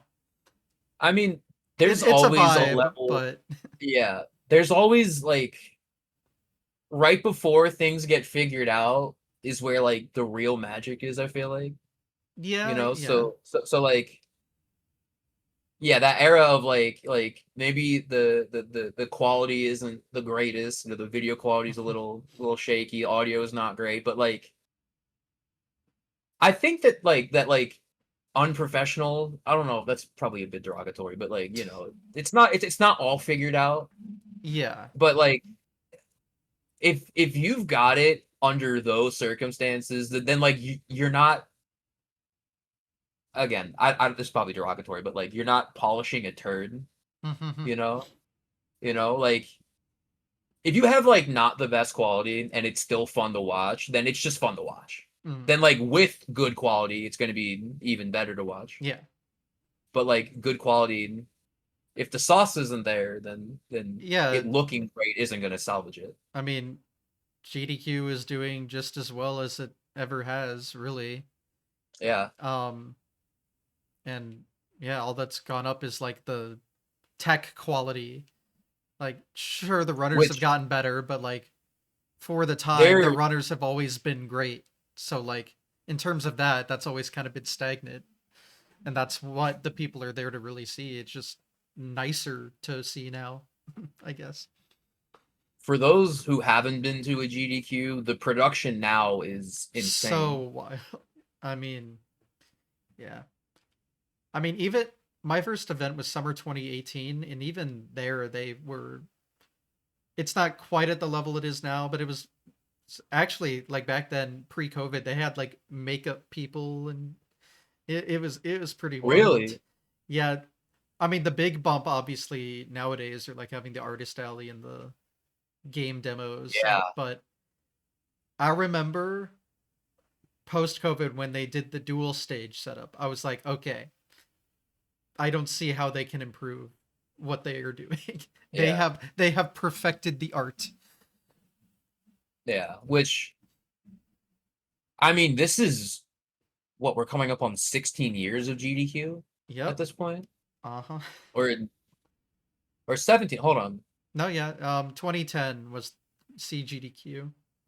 Yeah, So winter, yeah. So it's been a long time. it See, has been a it's long time. weird. It's weird thinking 2010 is that long ago. Yeah. But yeah, I mean, they're people can say what they want, but they're still the premier speedrun event. Oh yeah. Everyone is trying to be GDQ. Well, yeah. I mean, I'm all down for other events popping up, doing their own thing. 100%. But yeah, I mean, I'm glad we have Oh, one focal point that at least everyone can agree this rocks and we can go to it, it if nothing else. So, I don't know. yeah, Because obviously some other events have come and gone. So, it's yeah. nice to have something that has figured it out and is great. And go to a GDQ, by the way. Go to a GDQ. Go to one. If you'll, I've been trying to put this out there. I like feel like, and again, so I'm in Philadelphia, Mhm. and AGDQ was held in Pittsburgh on the other side of the state. So I feel like Yeah, that's really not too bad. a sense of like personal responsibility almost, to where I'm like, I need people to know like this is the event to go to. Mhm. This in particular, AGDQ 2026 is, I think, going to be like a milestone event. Ooh. Why And so is that? I'm trying to like just I'm like trying to put that out there, and I'm seeing more and more people make an effort from like outside of America even trying to go. Okay. Like my friend Davina, Big Chickenator to some people, who is relatively new to speedrunning and to Twitch in general. She's in the middle of a giant, like she's on I think day 53 of a subathon that helped Damn. pay for her travel to AGDQ, and she's in New Zealand. Wow. So just like stuff like that, and then like people coming from Europe, I know, like I feel like there's a lot more attention being drawn to this event, and maybe it's because like we had the COVID years, and then GDQ was back, and people were like, "Oh, I'm focusing on other things. I'm busy." And I think Okay. now, like in 2025, we've shaken off most of of the COVID era and the damage that COVID has Yeah. done. So I think now it's like we're finally getting back to like, okay, let's be a speedrun community, like GDQ as a focal point, like you said. Hmm. So And yeah, I mean, again, they tested what the whole artist alley thing this time, so they are yeah, finding new ways to make more reasons to go if there wasn't enough already. I mean, geez, but yeah, it is crazy seeing because I didn't get to see any of it grow. Like again, I started watching 2018 and it was already kind of like, oh, this is a big deal. But they're finding ways. They're doing it. yeah. Which again, they're 16, 17 years in, Yeah, still finding new ways to like, okay, how to can we innovate. Yeah. and think about like the people that have been going for a decade or longer now. Hmm. It's I like, know all people right, that have gone fairly recently that were in like at least like 2012, if not yeah. the original, But happened it's like, sometimes.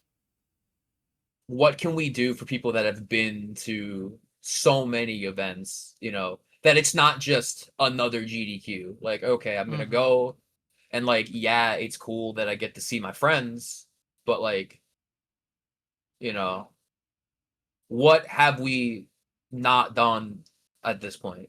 And they're finding Hmm. new ways to be like, well, there's this now. Hmm. No, yeah. I mean, there's so much to do now. It's I wild. think even down to like the type of runs that they get and like weird, like, Yeah, it's been getting a lot more wacky, and I like that. yeah, Like let's like have a band. I, Let's do it this. oh my God. Let's play with a ridiculous handicap. I'm so glad Let's you have a brought that up dog do it. Like what are we doing? because first of all, the peanut butter running was crazy. I That's was like I wasn't on the bat couch. I was on the floor in front of it. I had to be there that's for that. Like I was on the that's floor for it. that's the sign of a good run, I think Yeah, now, is if the back couch is so full that there's the people back sitting on the couch. side. Yeah, I was Or part of the group that was kind of for the back couch, and that was just hilarious. yeah. I Yeah. remember I remember at ESA the year I went, a runner named Sir Sanju was running God of War, Ghost of Mm. Sparta, I believe, in the second room. So they have two streams Yeah, going. yeah, yeah. And the stream room was so full, there was a line of people outside having to watch from outside, including me. So the room is full. There's like all people lined up around the outside of the room. And then there was like five or six of us watching from outside. Like we couldn't even get in. And I told him that I was like, that's how you know your run was special. There were Mm. people lined up outside trying to get in and couldn't. Yeah, that reminds me of I went to PAX West last year for the GDQ thing they do there. And Yeah. for some runs, like the room can maybe fit like 100 people, like maybe 100 chairs, and then you can like do the same thing. You kind of like stand around the edges of the Yeah. wall. And they would like broadcast it just outside the room they were in, where like all the people are walking down the halls and stuff. And I know there were a couple of them where they shut the doors and there were people outside having to Wow. watch on the monitor because you couldn't fit anymore. They reached Wow. capacity. Now, granted, PAX has like tens of thousands of people there. Surely some of them are going to find their way and Yeah. spill in, but like, still, it's crazy. Yeah. Now, GDQ could fit like 1,000 people in that room. There's no Yeah. trouble. And even still, they packed the place at like the finale. Good times. Yeah. Great times. Good But times.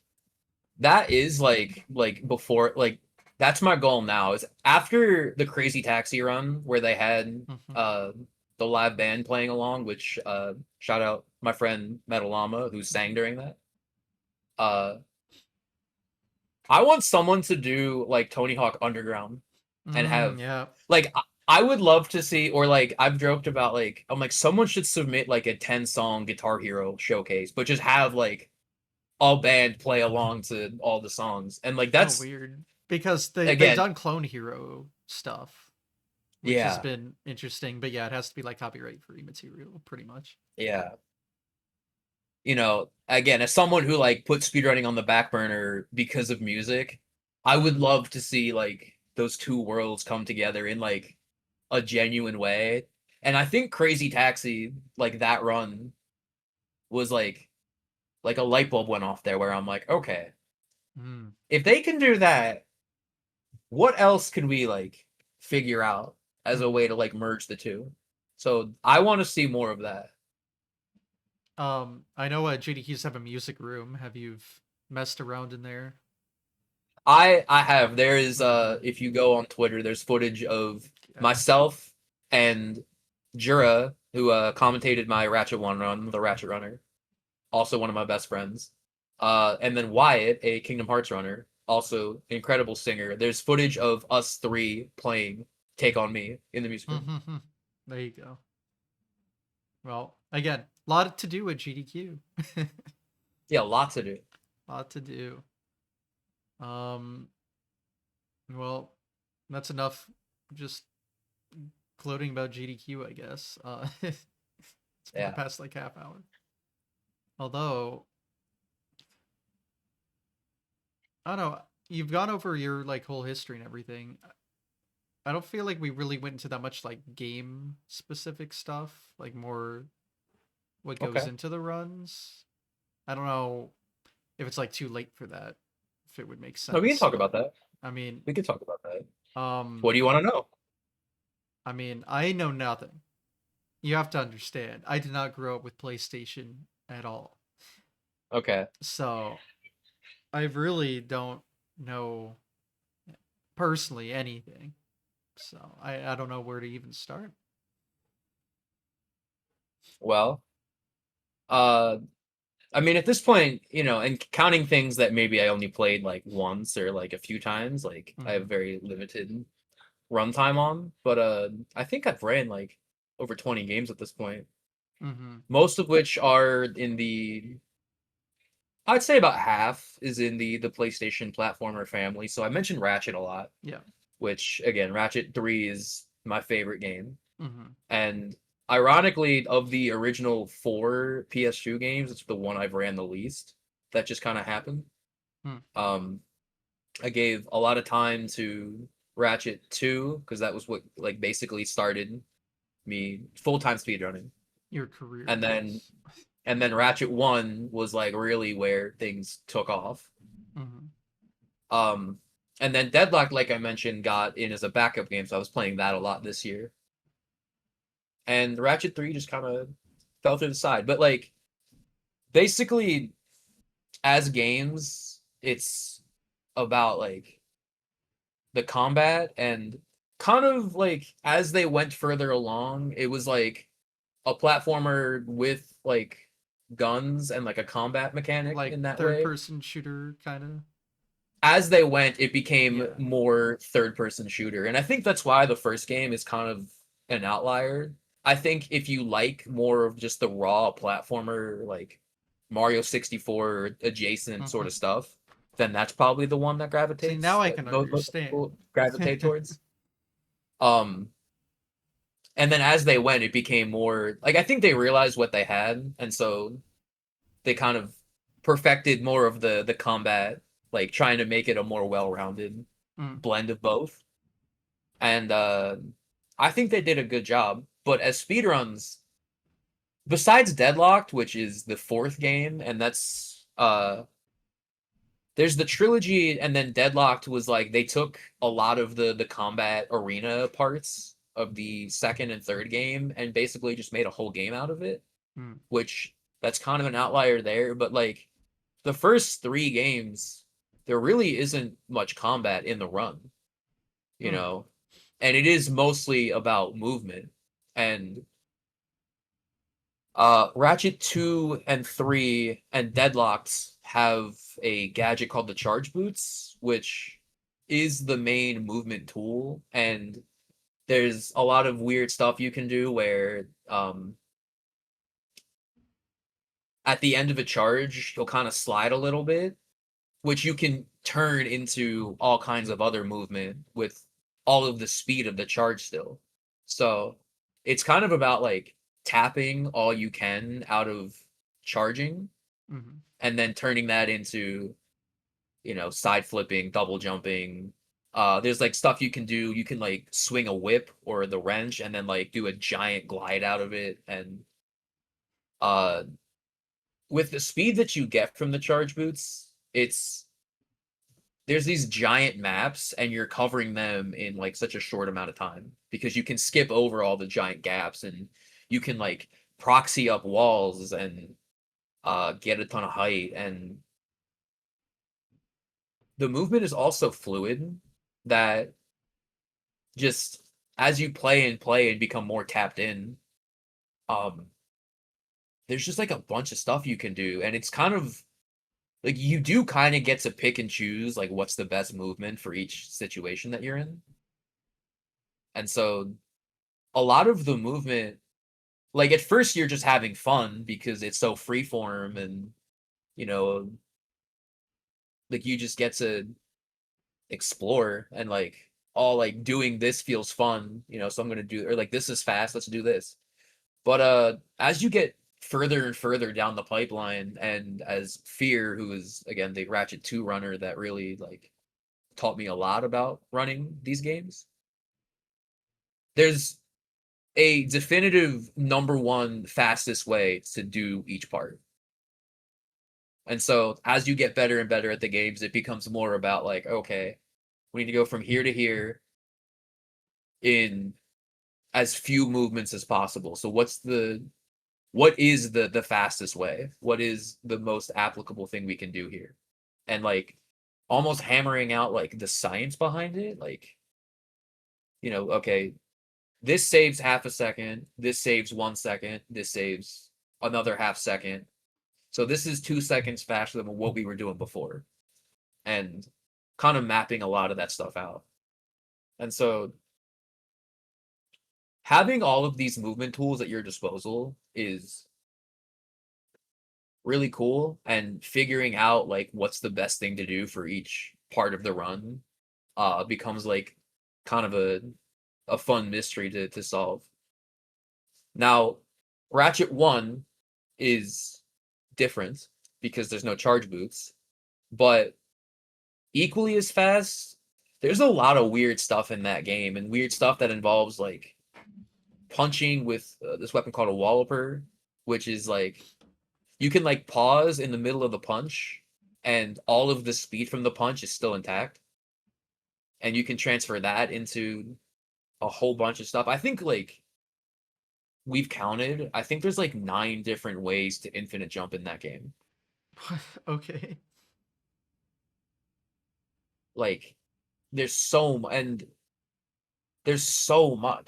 and you can really like just start with anything and transfer it into something else and just keep like chains going. So again, kind of the science of like, okay, if we start with this and then go into this and then go into this and then go into this, we can complete the whole planet.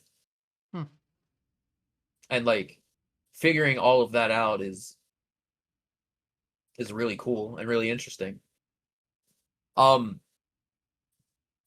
I think that's the biggest draw to Ratchet, is the movement, is the very flashy, flamboyant, super technical, as like you see people go from, part 1 to part 2 to part 3 in the movement sequence. Hmm.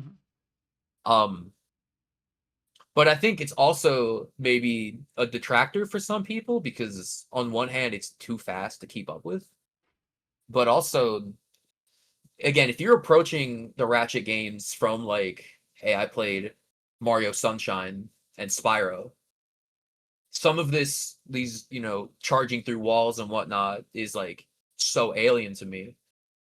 um Ratchet 1 kind of scratches a little bit of that, especially if you play like the all go bullets category, which is maybe a bit more in tune with like maybe a bit in tune with like a 70-star run or something like that.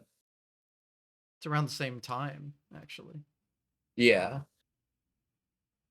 that was definitely a sales pitch I used on Hmm. someone before. I see. uh I see. So like which is funny. the gold bolts or whatever, like the stars, and then Kinda, yeah. I see.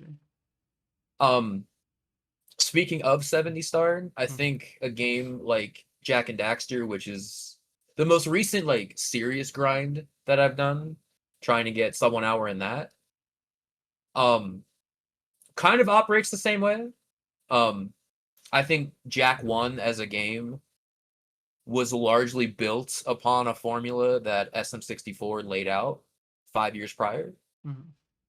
And so I think the runs kind of operate very similarly. So I think if you like SM64 and in particular you like 70 star, a game like Jack 1, for me personally, I think is like the I think that's the height of like that formula of 3D platformer. I Hmm. think SM64 to Banjo to Jack 1 is like, and I think a lot of that has to do with Jack 1 having no load times. Hmm. So it is just this like seamless world that you get to explore, and uh with that in mind, like it is again very movement driven as well, but the movement is so much more laid back because there's only so many things you can do. So getting the most out of like punch here, punch here, roll here, uppercut, um, really is what separates like a good runner of that game from a great runner of that game. And so trying to like tap into that as much as possible and like really pay attention to like close movement details was a lot of fun.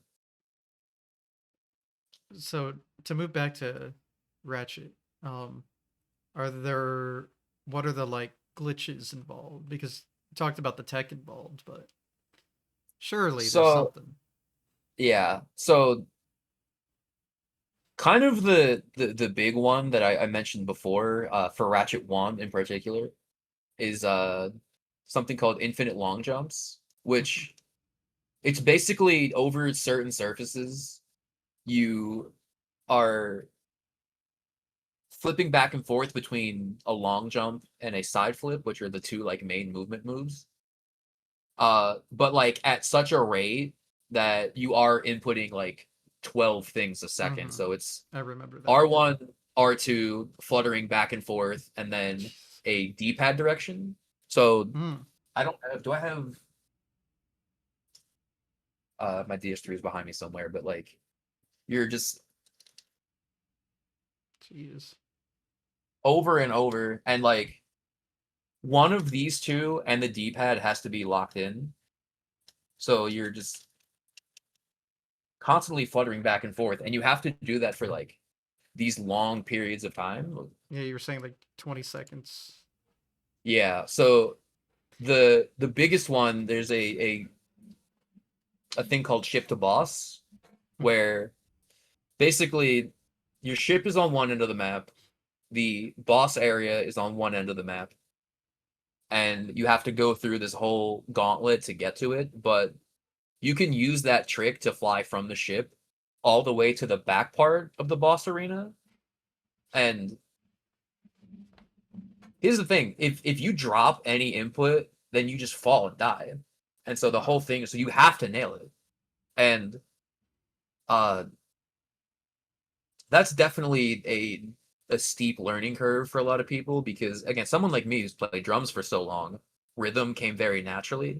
And I mentioned Guitar Hero earlier, like I played that, so I had the like some like finger dexterity. But if you don't have any of that, it's we always joke about this in the Ratchet community because like the musicians of the community are the ones who like get it right away. Hmm. It's almost like a cheat code, which like I mentioned Portal, think about the people that have been b hopping since they were 12. Like of course they're gonna get running Portal or Half-Life or whatever way faster than someone who hasn't been developing that skill that their whole life basically. So a lot of the musicians of the Ratchet community kind of uh didn't have the frustrating learning experience with that some other people did, which That's not to say if you're not a musician, you're going to struggle, because some people have broken that rule too. But just something to keep in mind. Yeah. That's probably the biggest one. Um, Ratchet is in general a very like movement driven game. They kind of all are. And some of the glitches are a bit more like nuanced things here or there. Um, I'll go bolt's a category that I ran for GDQ. There's which I mentioned playing on disc for Mhm. that game for a little bit. One of the things that you can't do on disc, you need very specifically the PAL PlayStation 3 download, is a thing for the final boss where you there's like a flamethrower weapon called the Pyrocitor. And when they were converting the 50 hertz PS2 game to 60 hertz for PS3, um, they kind of like broke the weapon. And there's a few weapons that behave like this, but the Pyrocitor doesn't cost very much. And it deals damage on every single frame if you're directly up against any enemy. So you can literally just go up and like melt the final boss. Hmm. You know, like as long as you can get up close to him, which I mentioned choking that run, my first like big choke. I just couldn't get up close to him, and then he occasionally does this one attack where he leaves the arena and you can't like chase after him. So as long as that doesn't happen, like as long as you're directly up against him, you can. And the final boss of Ratchet 1 is infamous because you need like by that point in the game you should have a bunch of weapons, and you can, you know, fire, like you can be there forever to fight the boss normally. But there's no time for that in the speedrun, so you just buy the one weapon, and thankfully it deals a ton of damage. So it's kind of all you need. But that's definitely like one of the other key things that makes running Ratchet 1 so fast. Got it. And then on in NG Plus, you just skip the boss entirely. Hmm. Again, some weird PS3 like memory manipulation thing. You can beat the boss on one file, and then the game ends when you like press a button. That's like the big like triumphant moment. Hmm. But if you beat the boss and don't press the button, the boss is still dead on all the other files, Hmm. which is weird. I think I heard like Banjo has something similar to that. I Um, wouldn't know. yeah, someone's gonna have to fill me in.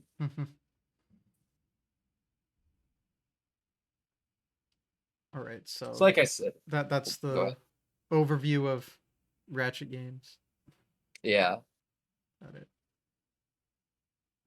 Do they all behave similarly, other than the one focusing on platforming and one focusing on like third person shooting? I think if you play them in order, like going from Ratchet 1 to Ratchet 2 feels pretty natural, and then going from Ratchet 2 to Ratchet 3 feels pretty natural, and so on. Mm-hmm. Got it. And then I guess you were talking about Jack and Daxter a little bit. Yeah. Jack is uh I mean just another one of my favorite games, Mm-hmm. but in comparison it's very cut and dry. And like I said, I think that kind of shows when you look at like a good runner to like world record level runners. Um you can kind of see the all of the tiny little like movement choices, and like you can really see like if you pay close enough attention, um this like extra level of finesse in the world record level runners movement and whatnot. I think because you only have so many options, it becomes a matter of like how can we get the most out of this. And so trying to like uncover all of that was really fun as well. I'm relatively new to that game. I had a short period where I played it last year, and then I kind of picked it up again this year, and kind of again the goal was to get under an hour, so kind of finished that uh just like a month ago or something now, actually. Got it. There's some other platformers I've run. I ran Sly Cooper for a little bit, which that's a very glitch heavy game. That's Mm. uh kind of the appeal to me there, the any percent category. There's 5 worlds, and each world has like a bunch of different like missions you can do. But 3 of the 5 worlds, you do the like opening mission, and then you just skip straight to the final boss of like that area. So, and some of it is funny. Um, you can like uh do what's called a super jump, where you start a jump and you never like fully touch the ground, but you can keep jumping as long as you don't ever fully touch the ground again. Hmm. And when you hit like a hazard somewhere, it'll put you back to where the last place you touched the ground was. And so you can just fly through boss triggers. And uh it that was like so ridiculous to me. Like it looks silly, seeing you like touch some water and then you fly halfway across the map. Hmm. But there was always like, I want to try that. Like it seems so silly. It's like I have to like, how easy is this to pull off? And some are pretty complicated, but the ones that are complicated are like, all right, I got to figure this out. That's a game I'm hoping to return to somewhat soon, Hmm. because again, I'm in this era now where it's like I want to just apply everything I've learned to other games, and it's kind of one of the last, like, I would like to give this game a serious try. So you brought up like the 5 big PlayStation franchises. I assume that's Ratchet, Jack, Sly, Spyro, Crash. Yep. So Spyro and Crash, right? I've done a little bit of Spyro 1, another game I would like to try again, seriously. And I've talked about running Crash 3 for a while now, but that'll be somewhere down the line. I did play a tiny bit of CTR, which that's not really a platformer, but probably ho honestly, something that's been very surprising for me, to see. But out of all of those PlayStation games, I think CTR is the most popular one, Mm. which is weird, and I think maybe it's like, if you're a PlayStation fan, then you get it, but also, like, if you're a racing game fan, if you're a Mario Kart fan, then, it's the next door neighbor. It's like, Yeah. that CTR and Diddy Kong Racing. Hmm. So I think it's like still capturing the same like community of people, but also tapping into, I mean, Hypnoshark, the CTR world record holder and like the face of that community, uh, is just as much into like racing games as he is PlayStation stuff. So I think for him it was perfect, Hmm. and he is kind of pulling from all these different corners, which that has been very inspiring to see as well. So I'd like to play more with CTR in the future. That was a very recent thing that I did just a few weeks ago. Hmm.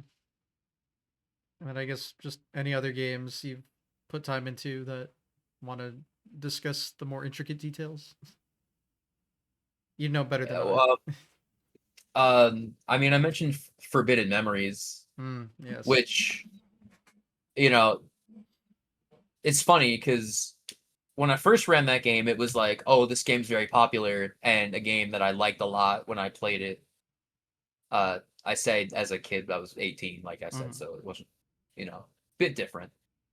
But I think I'm the only runner of that game who started with the NG plus category, and that was because like the idea of running the game normally like daunted me. It was like those runs take 10 hours and you might not finish, and Mhm. I know how hard it was to beat that game normally. So I'm like, I can't imagine doing that like in a single sitting.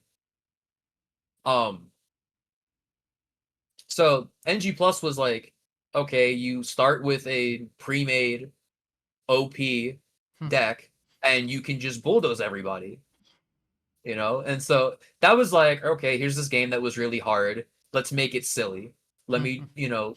just bulldoze everybody, and then I get asked to race the game normally.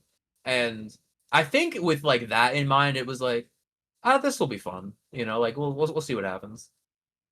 And just as we began racing more and more, and I became more invested in the game, figuring out like that game is so complicated in ways I would need a whole nother podcast Mhm. episode to explain.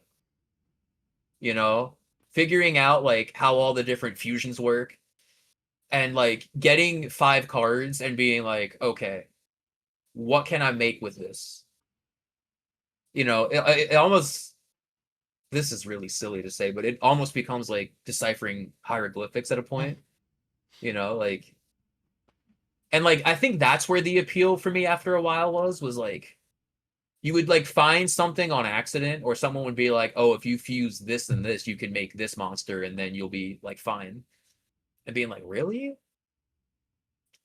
Um, Even down to like silly stuff, like whenever we race the game now, my friend Ricky will have like a spreadsheet open where like, oh, this duelist started with this monster. How rare is that? And they'll be like, oh yeah, that's like a 1 in 1,000 chance. Mhm. And we're like, just like stuff like that. I've said, for as much as I love the more like movement focused games, if there's one game I had to run forever, like if I could only run one game forever, it would be that one, and it would be just because it's so ridiculous. And to the monotony of speedrunning and like the just doing the same thing over and over, but just trying to be faster at it. Forbidden Memories is a different experience every single time. No 2 runs are the same, even if they follow the same route. No 2 runs are the same, and so I think there's also an appeal there. There's, you know, it really is like an onion, Mhm. and there's so many layers to pull back, but also it's an onion. Some people smell it once and they're like, no, I'm okay. Mhm. Um, it's a game I think everyone should try, even if they're scared. There's card mods now, which is like the more competitive. I think in the last couple years, the competitive nature of that game has been focused on the card mods because they're a lot more manageable. Runs are between an hour and 2 hours long, as opposed to the 3, 4, 5, 6, 10 hours the game can normally take. So I think it's a lot more approachable now, but like there's even with however many hours in that game now, there's still so many things I don't know. And as well, some like core mechanical things in that game, like learning how to lock your opponent out of playing magic cards, to like make things a bit easier, and like finding like just like weird stuff with the AI in that game is is been really fascinating, and makes what again seemed like a very very daunting game to run a bit more manageable.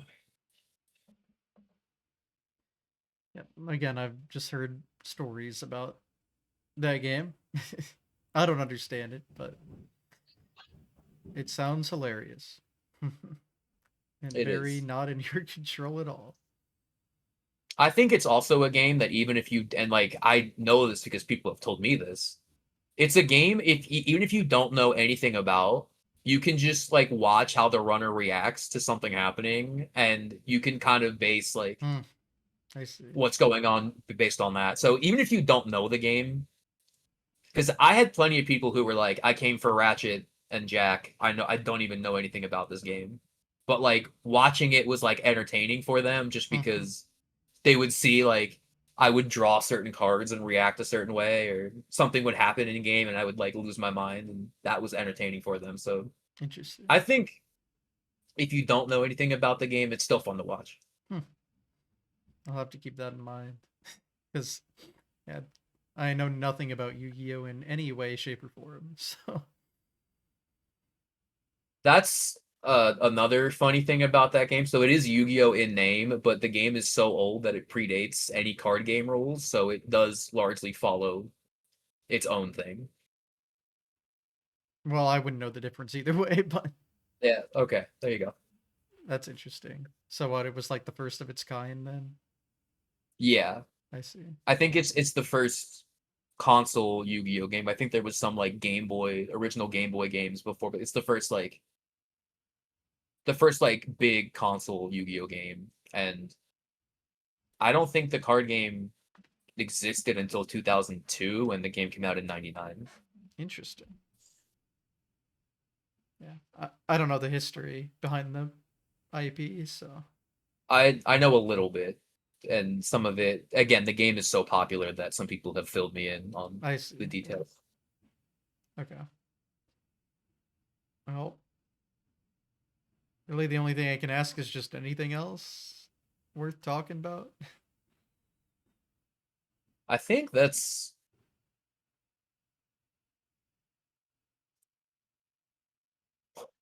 trying to. I mean, there's a couple other games. Kingdom Hearts I mentioned Mm-hmm. was very close to home.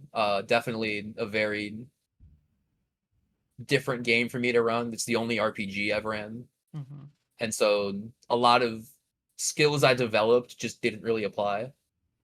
So like learning how to menu, learning how items in that game worked. Um, that's another game that there isn't a whole lot of movement involved. It is one of those where like because there's a route, a correct way to do things, um, it is largely just coming down to like runner finesse, and that's kind of what separates a good runner from a great runner. Is just like those tiny things that save, half second here, 1 second here in a 2.5 hour run, that definitely all add up over time. It's just knowing how to navigate those. And so that was also something that I learned along the way there. That's, I think, because I was so bad at that game for so long that, like, finally hitting a point where it was like having a respectable time, which my goal was to get sub 220 for like 2.5 years. And this is another like kind of funny story is I had one friend who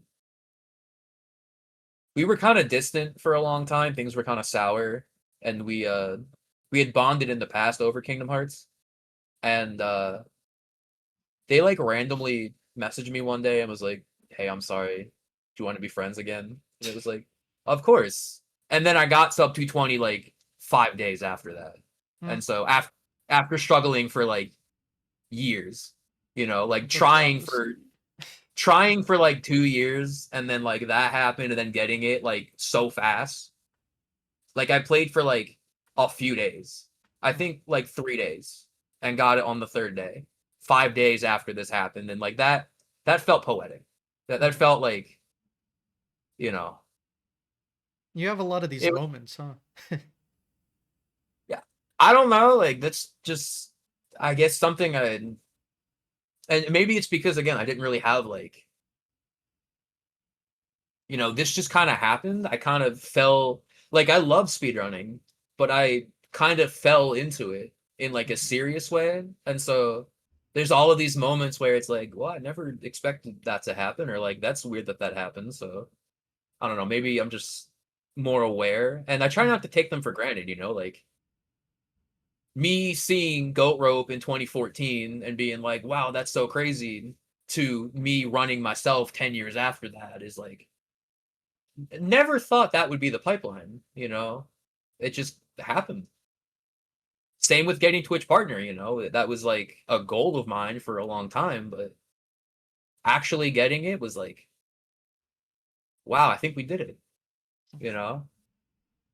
So maybe I'm just like more aware, and I try not to take the whole journey for granted. So these moments kind of like stick out to me. Got it. Well, I mean, I have nothing else to really ask at this point. I mean, it's been 2.5 hours. Like, it's pretty good. Yeah. Oh wow. That is pretty good. But I I mean, think yeah. I mean we covered Ratchet, we covered Halo, we covered Jack, we covered Kingdom Hearts, we covered Forbidden Memories. I think the main those are the main ones. You know, there's other projects here and there.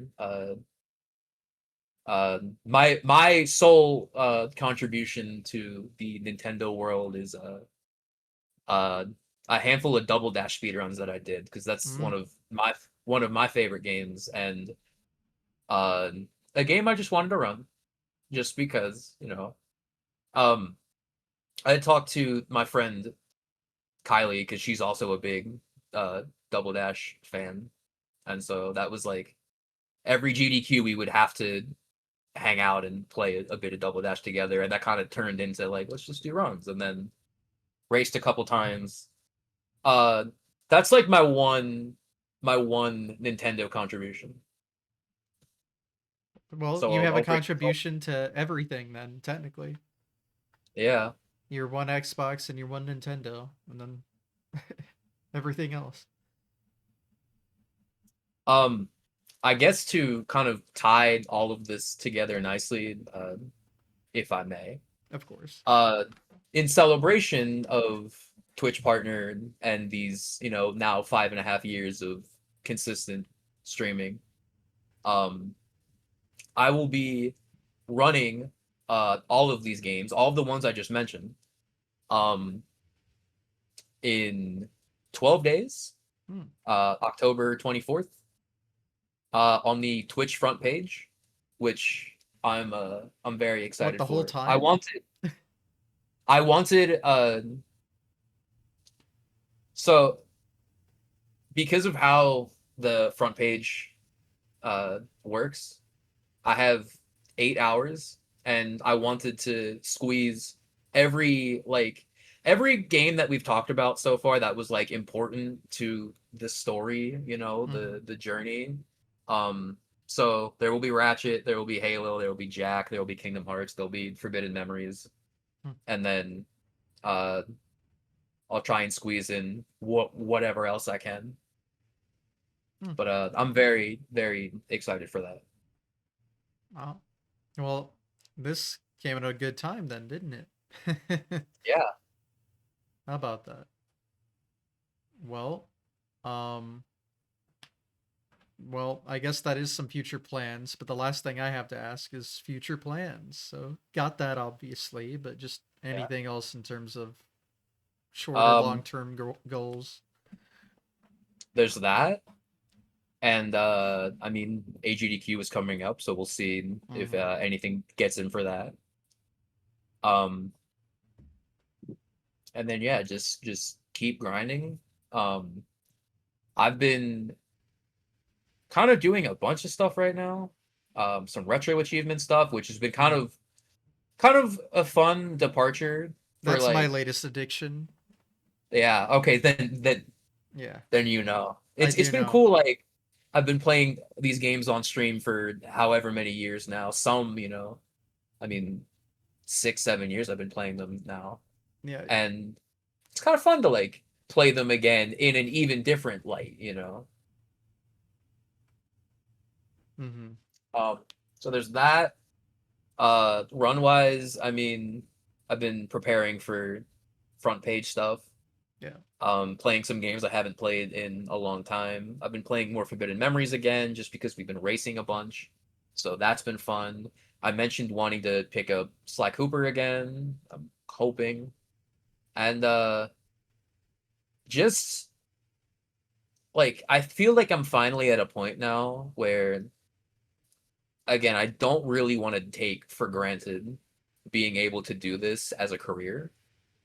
And so I mentioned like, if you're in this position where it is becoming a career and people seem to care, then try and take the best care of it that you can and try and push it as far as you can. So that's my goal now is going on stream, feeling genuine, feeling excited to be there still after however many years, feeling a sense of purpose, whether it's grinding a certain game, wanting a certain time, picking up a new game, picking up a game I haven't played in a long time, and like, okay, I want to give this like a serious shot.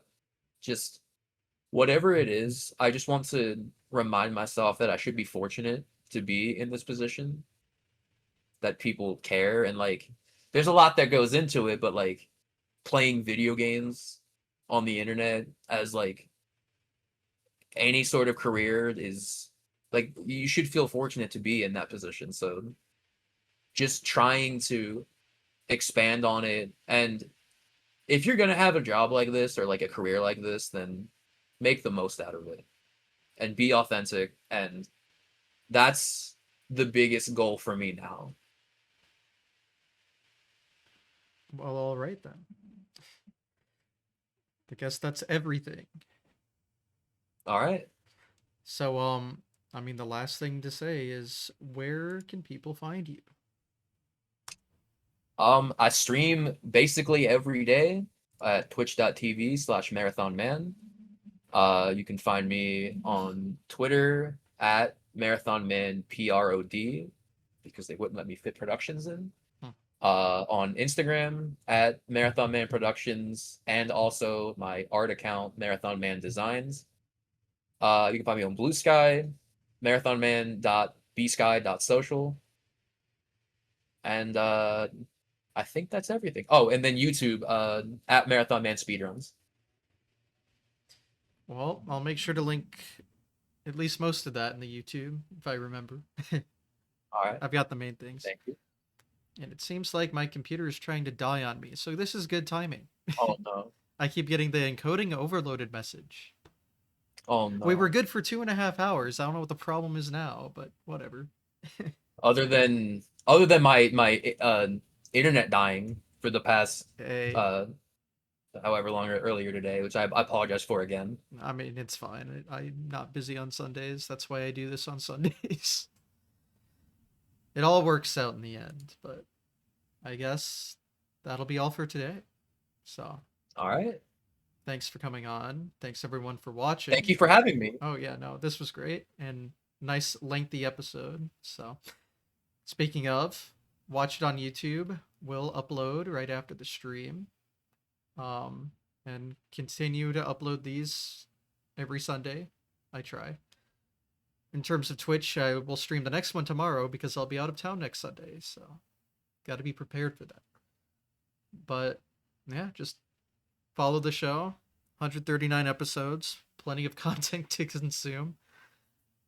And that's really all I've got, so I guess I will end it here with a nice goodbye. Thank you again for having me. Yeah, thank you for coming on, and thank you everyone for watching, and take care. Bye.